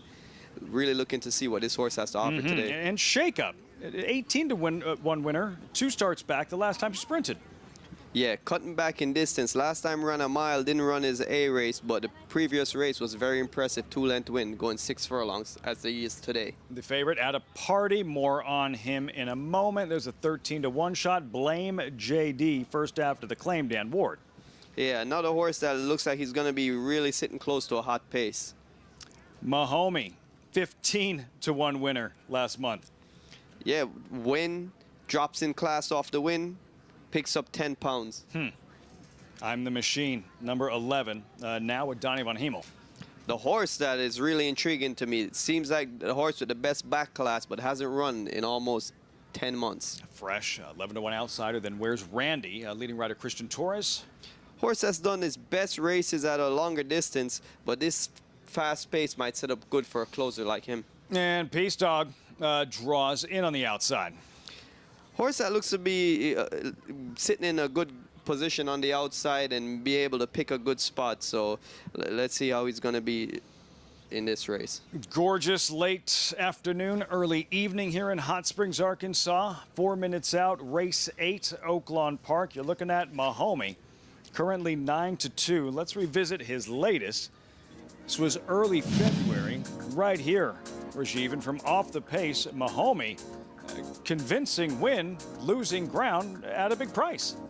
Yeah, he went pretty wide here coming off the turn. So there's some key factors in this race. First of all, it was a 10-pound apprentice, so a very young jockey who's only ridden a few races. So he got in with an extra light weight. He was allowed to take 10 pounds off the original weight, so he raced with only 109 pounds. Today, he picks up that 10 pounds, so he's in with 117 pounds, so picks up 8 pound swing. Also, he was claimed out of the last race for 40,000, and the claim was voided. That's usually a big red flag. When someone claims a horse that wins and returns the horse back due to something physical or wrong with the horse, it could be a big red flag. That's Mahomey doing his best running from off the pace. Shakeup. This was 2 starts back, mid-February, right here. And Shakeup has that good tactical speed. He routed in his last race. This was his last sprint, and he does shake things up at 18-1 in an upset win. Yeah, this was a nice upset win, but he did sit a perfect spot. He tracked the leader. He had first run on the closers who weren't really making up much ground. And that 6 furlong race, they went 22 and change, 46 and change. The pace was a moderate to slow. In this race, these horses almost always run 21:45, which is way faster than he's accustomed to running. So he won't be sitting that close that easily. He'll Facing have to be working to sit close to this race. Facing more heat this afternoon. Shakeup. Paul, I know you like an outsider who we'll get to, but your thoughts on the favorite, number 7, At a Party at 2-1. Well, I mean, it's just hard for me to get to a horse like this At a Party. You know, 4-year-old gelding by Fastana.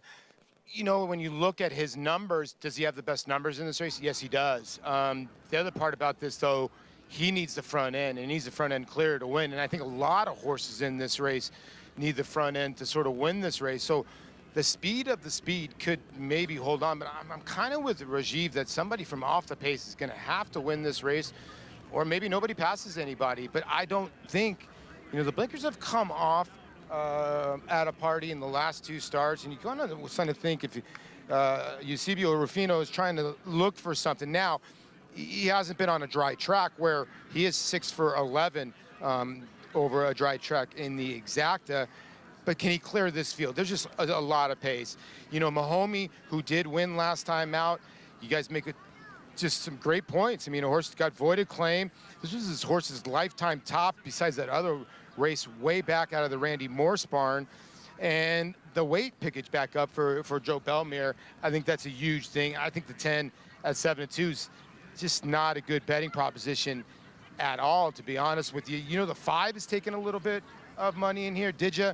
This one for Milton Wilson, who just absolutely blasted out of the gate in his first career start. And look at those fractions, 21-4, and was actually battling with another horse, put that horse away and just kept on going.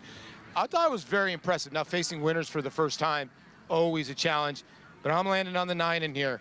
Blame JD. Dan Ward is so dangerous off the claim, and this is a horse that can be kind of forward, but if you look back, this horse has passed horses before. Dan Ward is very, very sharp. Obviously the ex-assistant of Jerry Hollendorfer. I would think this horse sits back and makes one run. Nothing against the other 2 trainers, but you know, this horse is coming off a 2% trainer and a 9% trainer to a guy that is 21% off the claim. I think you're getting good value at 13-1. Big price there. Blame JD. You see those State and Fleury colors, Rajiv, and that's going to be key in this race is versatility. Horses that perhaps can attack many different ways. And a horse like a Blame JD, who can be as effective a little bit further back, as you touched on earlier, how hot the pace just might be. Yeah, the key to this race, like you said, is how hot the pace might be. It's definitely going to be hot. And the jockey that times his run right is going to be the most efficient in this race.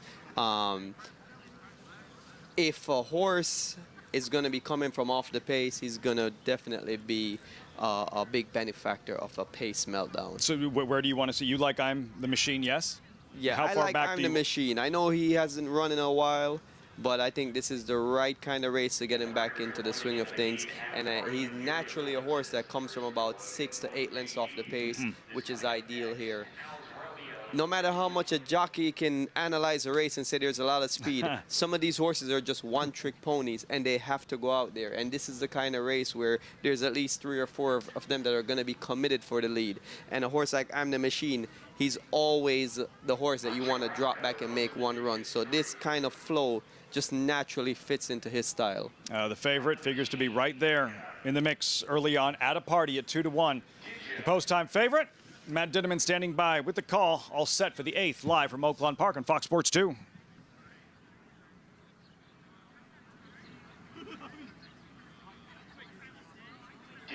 Didja coming up to the gate. Where's Randy? One back. Peace Dog.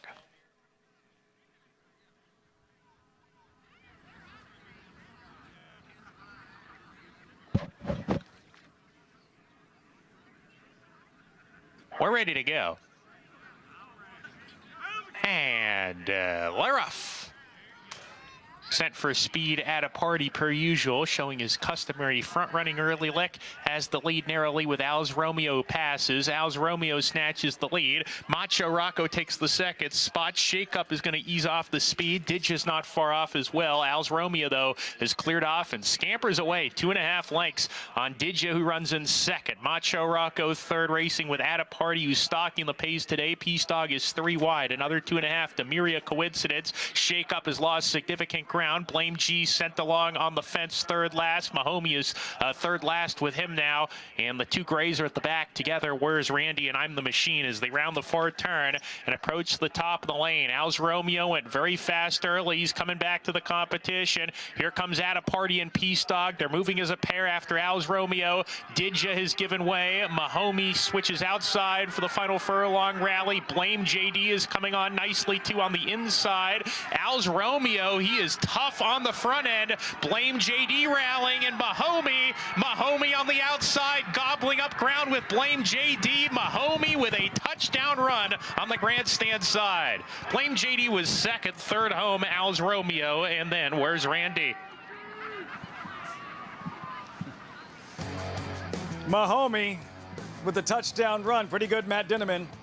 That meltdown, horses from off the pace, while Nick War is trying to steal this thing up front with a huge long shot. Al's Romeo. Paulie, who liked, who was it? The horses trying to make a run there late as well, right there in the mix. And Mahomey, though, on the far outside, making the fastest late run of all. Yeah, it's remarkable how Al's Romeo ran this race. 21-2 the first quarter, outran some super fast horses early and hung in there really tough for the show. That was a big performance, but Mahomey, it doesn't tell you why this horse has had a void claim last time, but I think they might have wanted to take the horse back after they see this performance. Mahomey, it was Blame JD right there in the mix. Al's Romeo there trying to steal and finally succumbing late. And in the end, Raj, what looked like this cavalry charge to the wire, and who's going to emerge and what looked like a close finish developing. Mahomey wins rather easily going away. Yeah, well, if you could tell, if he could duplicate his last race, this would have been a race that's favorable for him. It was a few of the red flags that kind of threw us off, but at the end of the day, he's on a good tear right now, this Mahomey. Mahomey, back-to-back wins. 15-1 last time. 4-1 on this occasion. 10-9-2-12 in the 8th race at Oaklawn Park. When we come back, Smarty Jones, part 2 of our 20-year look back. The Smarty Party, Smarty Jones and his emphatic victory in the Arkansas Derby. That's next. You're watching America's Day at the Races on Fox Sports 2.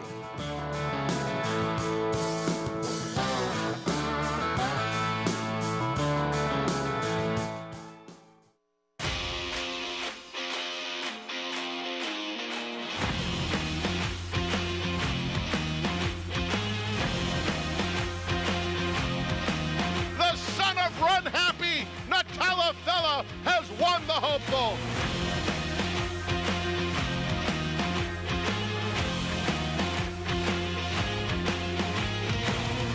Eclipse champion Run Happy, price for value, and standing strong at Claiborne Farm.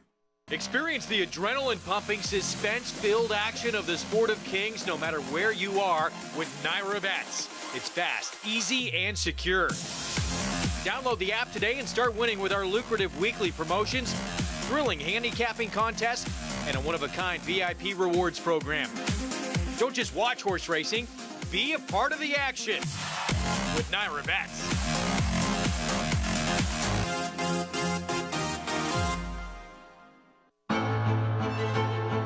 Jackie's Warrior quickly in front here by 2 lengths. Here comes Jackie's Warrior up the inside to take over the lead from Life is Good. Jackie's Warrior remains undefeated here at Saratoga, and he wins an unprecedented Grade 1 stakes at the Spa for the 3rd straight season.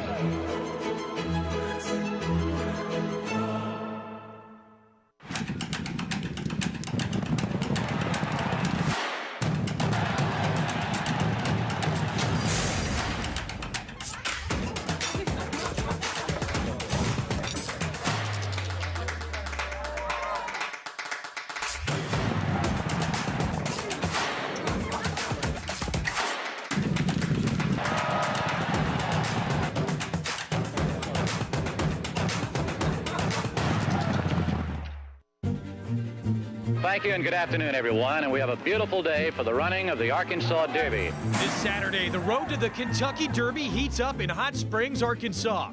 America's Day at the Races brings you expanded on-site coverage from Oaklawn Park, featuring the Grade 1 Arkansas Derby. Don't miss all the action from 1 to 8 p.m. Eastern on FS2.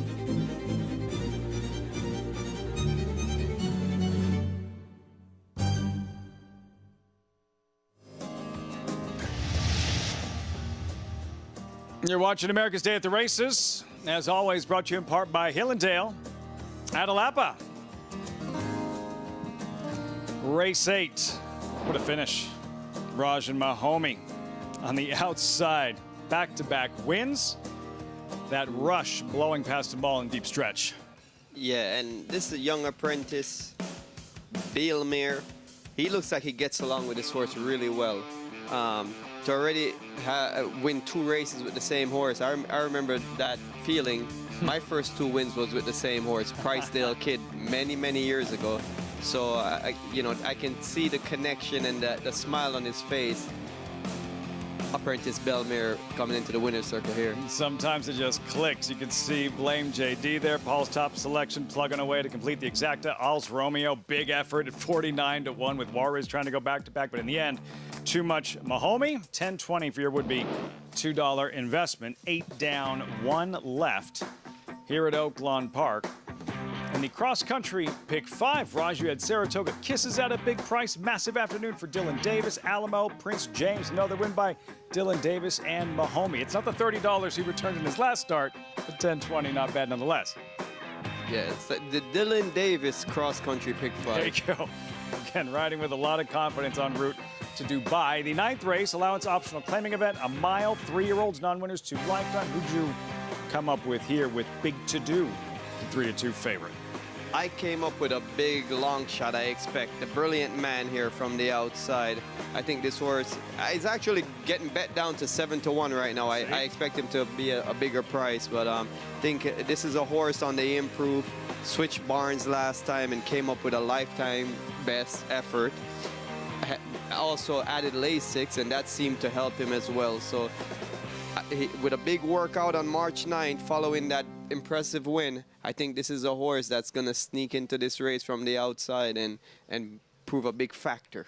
Talking about Brilliant Man, 7-1, the Thursday feature at Oaklawn Park. Saturday's feature, of course, will be the Arkansas Derby. And can you believe it? Yes, it has been 20 years since the Smarty Party, Smarty Jones, who paved his way from Oaklawn to Churchill Downs in the win in the Kentucky Derby.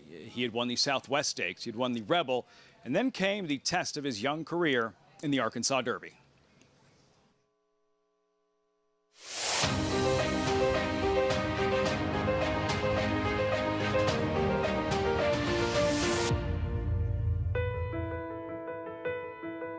Why did I name him Smarty Jones? He was born on February 28th, 2001. February 28th was my mother's birthday.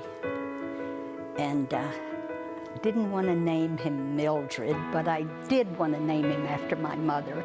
When she was a little girl, she spent a lot of time with her grandparents, Mama and Papa Jones, and Papa would say to my mother, "What's your name, little girl?" And she would say, "Mildred Evelyn McNair." And he would say, "No, Mildred Evelyn McNair Smarty Jones." Then I thought, Smarty Jones, I like that. Has a nice ring to it. And I asked my husband, "What do you think?" He said, "I really like that." But Smarty Jones, there Smarty Jones came. That was the beginning. Big drive for the wire. Smarty Jones leads it. Smarty Jones continues undefeated, wins the Southwest by 3/4. But it is Smarty Jones in full stride and pulling away. He's one step closer to $5 million. Well, there was a little pressure on us going into the Arkansas Derby because of the way the graded money was set up to be eligible for the Derby. The Rebel and the Southwest weren't graded. And they're off in the Arkansas Derby 2004. We trained him into the Derby. We went to the draw, and of course he drew the outside post, which is very difficult at Oaklawn. By coming by the grandstand the first time, Smarty Jones has a head in front of Purge. And I was a little concerned just the fact that he had run such a big race in the Rebel. He had run a huge number, and I was a little worried about a bounce. This race was the race that put all the pressure on everybody. And I told Chappie, I said, you know, if he's 1-2, it gets him in the Derby. If he's not 1-2, we're probably not going to point for the Derby anyway.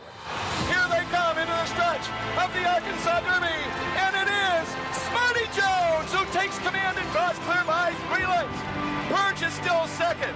Borrego now moves to the middle in third. Smarty Jones leads it by 3.5 and is pulling away. It is Smarty Jones, one step more to Kentucky. How did that win feel? The excitement was incredible. I mean, here was a homebred. I mean, my husband and I, starting out in the racing business, we were thrilled when we were winning cheap claiming races. So you can imagine when our homebred came along and was winning, he won every race. They loved him at Oaklawn, and we loved being at Oaklawn. We had so much fun out there. You know, after the Arkansas Derby, like, I could tell he just wasn't the same horse.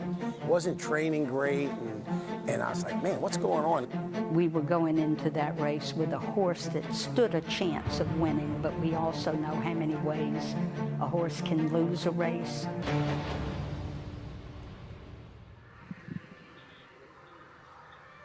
He had it all, Smarty Jones. The talent, Raj, that catchy name.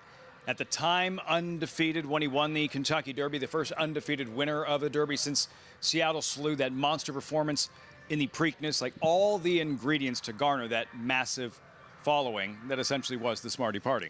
Yeah, the pride of Pennsylvania, right? He always felt like he was carrying a lot of weight on his shoulders with all the people that followed him. But as a jockey, I could always see Stuart Elliott, the smile on his face, riding that horse. It's such a beautiful horse to ride. Tactical speed, broke, put him in the spot. And when you look back at his Arkansas Derby win, he drew a tough pose for many horses.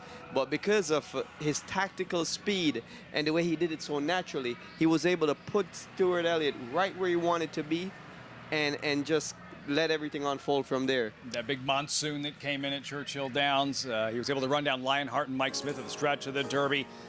Sensational in the Preakness. And then the Belmont Stakes, Raj was there. That devastating loss to Birdstone, Smarty Jones, 20 years later. We look back while still looking ahead to the Arkansas Derby on Saturday. And by the way, in case you're just joining the show, it was Raj who spoiled the Triple Crown, or the trivia question earlier today. I gave you guys a freebie. How many trainers have gone back-to-back in the Arkansas Derby? Brad Cox looking to make history, trying to become the first trainer ever to win 3 straight with Timberlake. We'll be right back.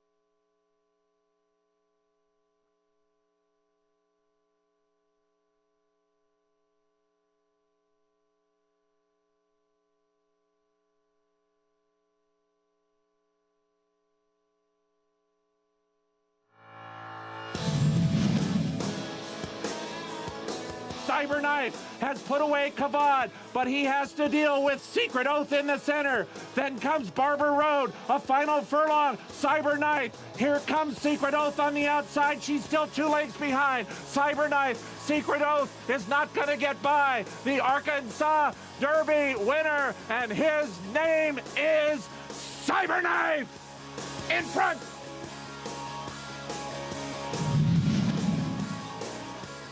And Angel of Empire has ranged into the lead here. Two Eagles River drops back on the inside.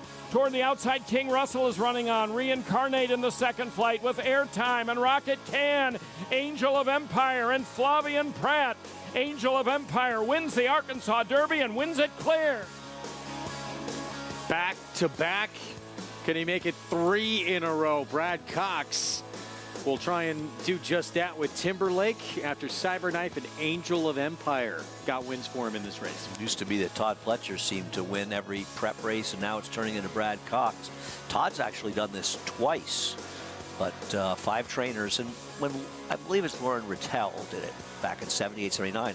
In 79, he won it with Golden Act, and many people will forget that Golden Axe actually is one of very few horses to finish ahead of Spectacular Bid. Because when Coastal won the Belmont, Bid faded to 3rd, and Golden Act got 2nd in that Belmont. Saying something. Yeah, no question. You see that list, and those are the trainers who've won it back-to-back. No one has ever won it 3 times in a row. Brad Cox has a very big chance to do that on Saturday. Yeah, and I think Bob Baffert's looking for his 4th win, I want to say, in this race. At least his 4th win. Bit of a trick question, yeah, because Bob Baffert did win split divisions of the race back in 2020. I fell for it. Yes, I did. He won it with Charlatan and a horse who never won, Nadal, right? I think got hurt after that. Did he? I'm not sure he ran again. Now, Charlatan was disqualified and then reinstated as the winner, but he's never won it back-to-back years, and of course he can win with Muth here. But Brad has the big dog in Timberlake as well. And it's not just those two. Obviously, Muth, Timberlake, they're going to take a lot of attention. There are a lot of other interesting runners, including Mystic Dan among that group. I'm curious to see what he does. You know, a bias-aided victory or not, I want to see how he does in there because he could be okay. Dan. Yeah. For Kenny McPeak, that 101 buyer on that wet track in the Southwest. We're going to take a timeout. When we come back, the Arkansas Traveler, his story. What a special horse this was. The best Arkansas bred, probably of all time, that most have never heard of. The story of No Double is next.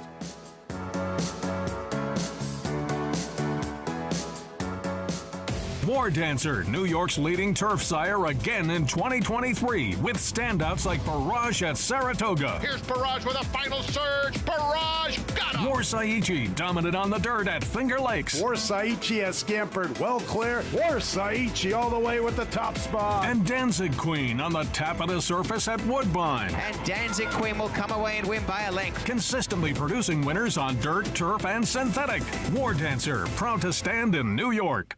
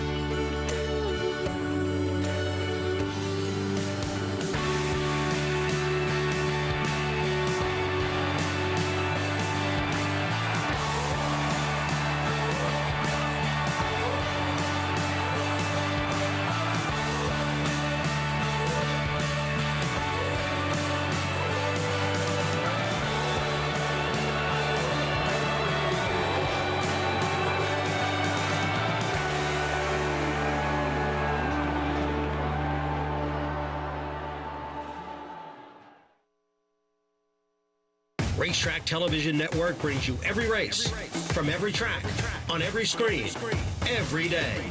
With monthly packages starting as low as $5, RTN gives you great value and access to more live HD streaming and race replays than anyone. Visit RTN.tv today to sign up and watch on almost any device, including Roku and Amazon Fire. RTN has packages that start at $5 per month.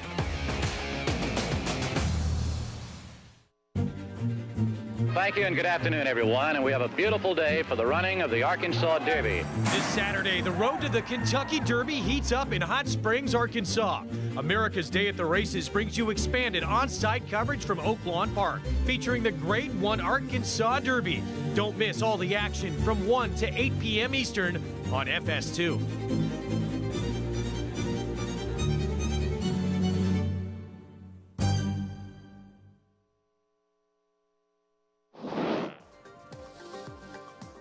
This is the Arkansas Derby that was won in '68. That's my mother right here, my father. My dad was Gene Goff. He was basically in the oil business. He was in Australia and had read up on the English bloodlines and all. So he bought 41 horses and brought them to Australia. The last horse he bought was No Home the Second. No Double was in the first crop, and he actually ran in a $7,500 claiming race at Detroit in September of '67. When you win by about 13 lengths, they take a notice. You go to the head of the class real quick. And then went to the Arkansas Derby. This is a No Double scrapbook my father, Gene Goff, put together of some of the clippings. He set a track record at Belmont, set a track record at Santa Anita. He equaled a track record at Hawthorne in Chicago. The biggest race, I think the most exciting, was probably in Detroit. Won the Michigan Mile. He beat Damascus, Horse of the Year, and was fifth or second off track record in that race. He became known as the 100 Grand Specialist or the Arkansas Traveler. This is very interesting here. This is a map that Pebb, the great artist, drew. This is called the Arkansas Traveler. It's No Double scale. His average weight was 127 pounds. He won $846,749. The Goff of Arkansas, named after Goff. A lot of memories, a lot of memories. Oaklawn, they've named a barn after him. But the greatest memory is in the lobby of the Oaklawn Hotel, the trophies. It's really something to see. No Double is the biggest Arkansas bred. He was twice Older Horse of the Year. In 1981, he was the leading sire in the world with 16 stakes horses, the most that anybody had, and the most progeny earnings, $2.6 million that any stallion had had. He bred some good horses and all. And he's not in the Hall of Fame. He's an Arkansas bred.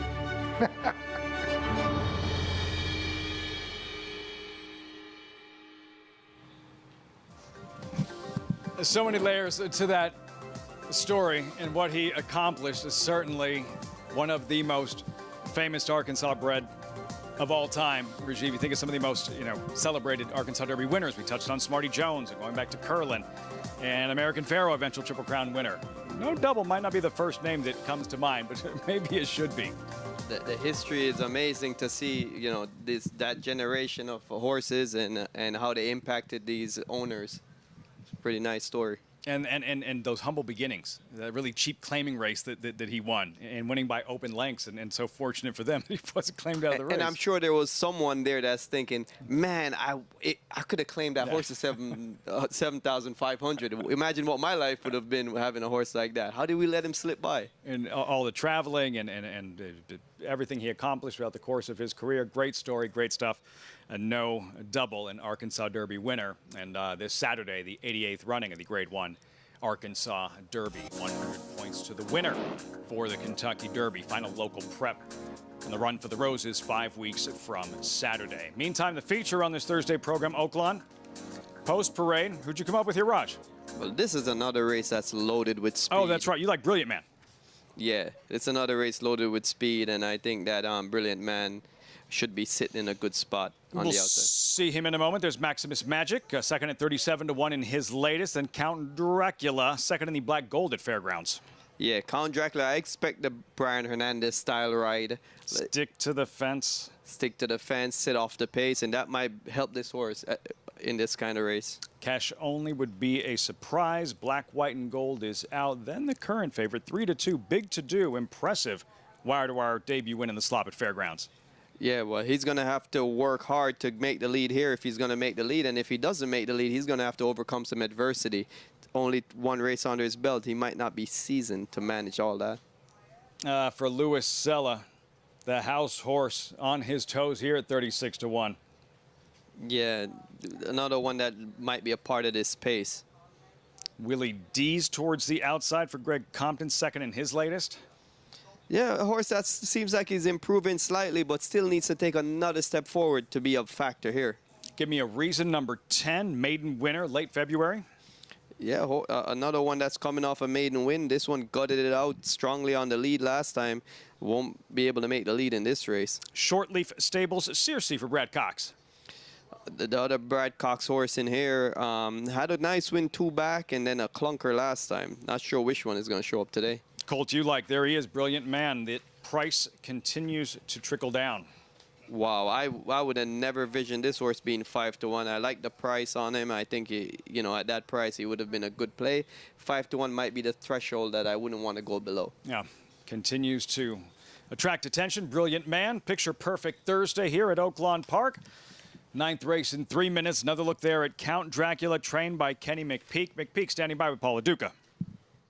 With trainer here, Kenny McPeek, who sends out his charge here, Count Dracula here in the last. And it's a 3-year-old colt that showed a little bit of promise. Got a tough little field here, though.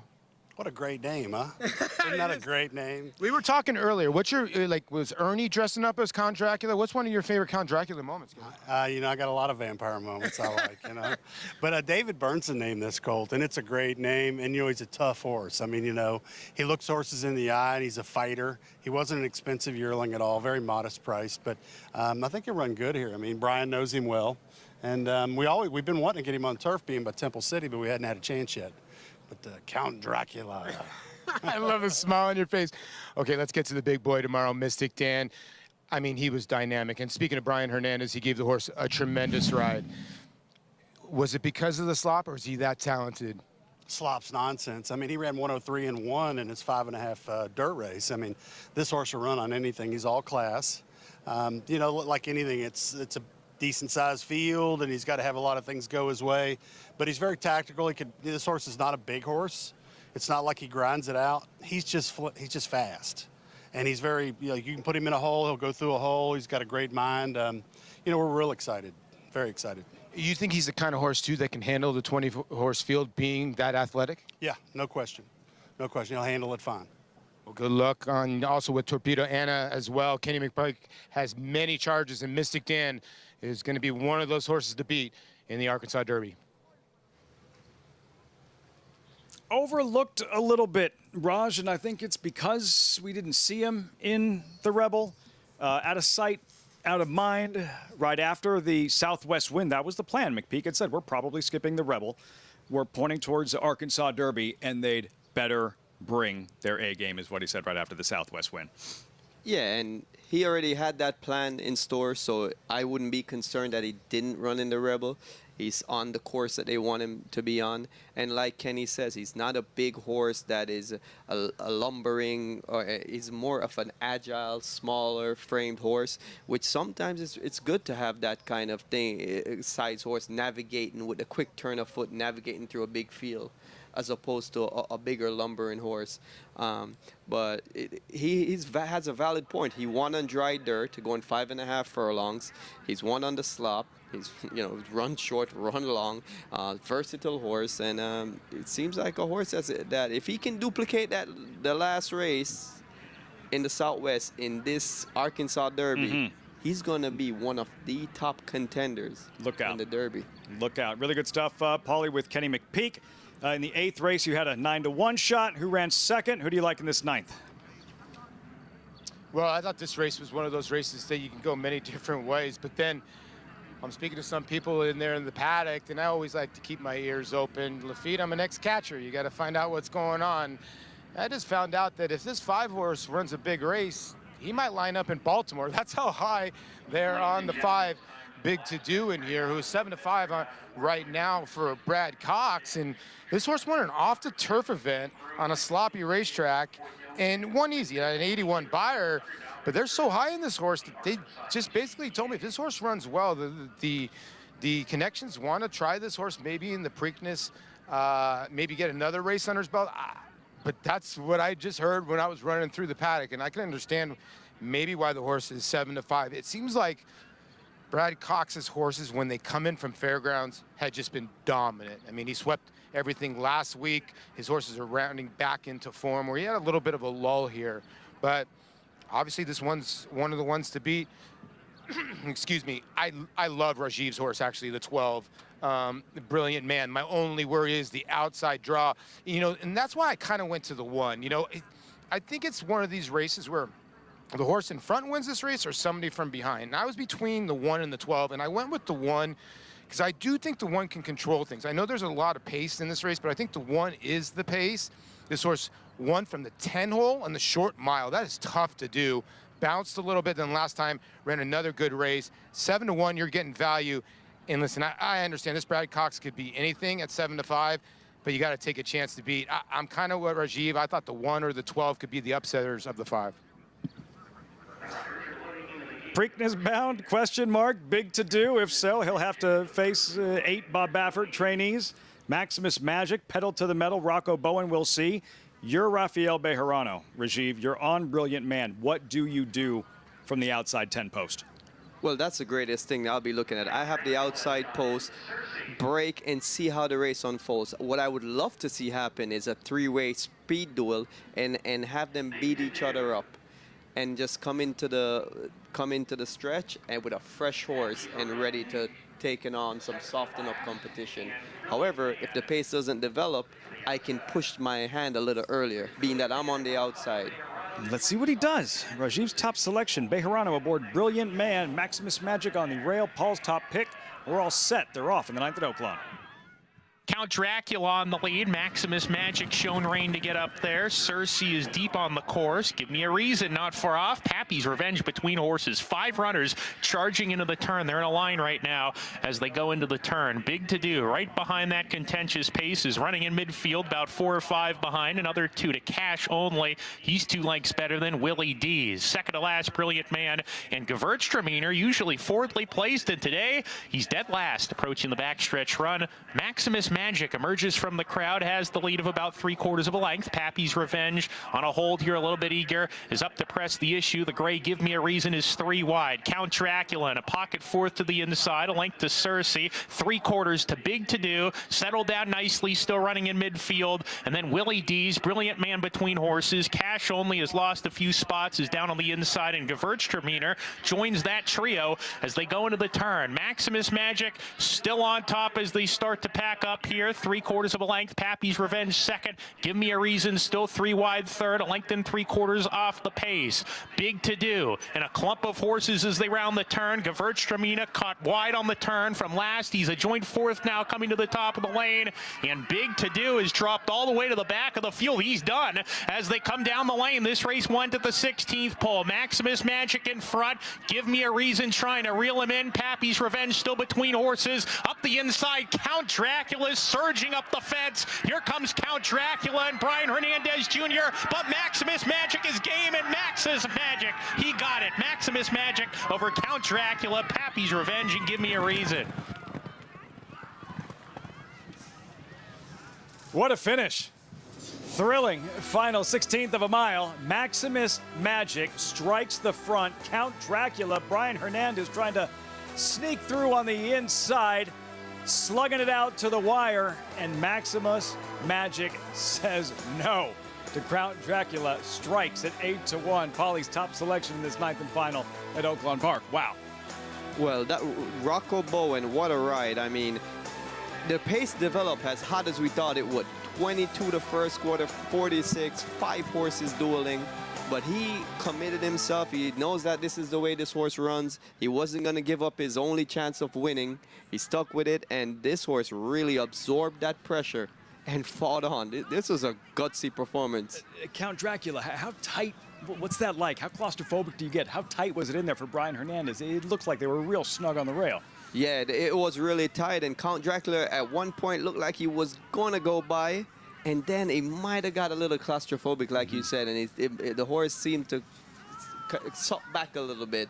And, that might have been the difference. If he was able to get to the clear, he probably would have got by. But he had a great trip.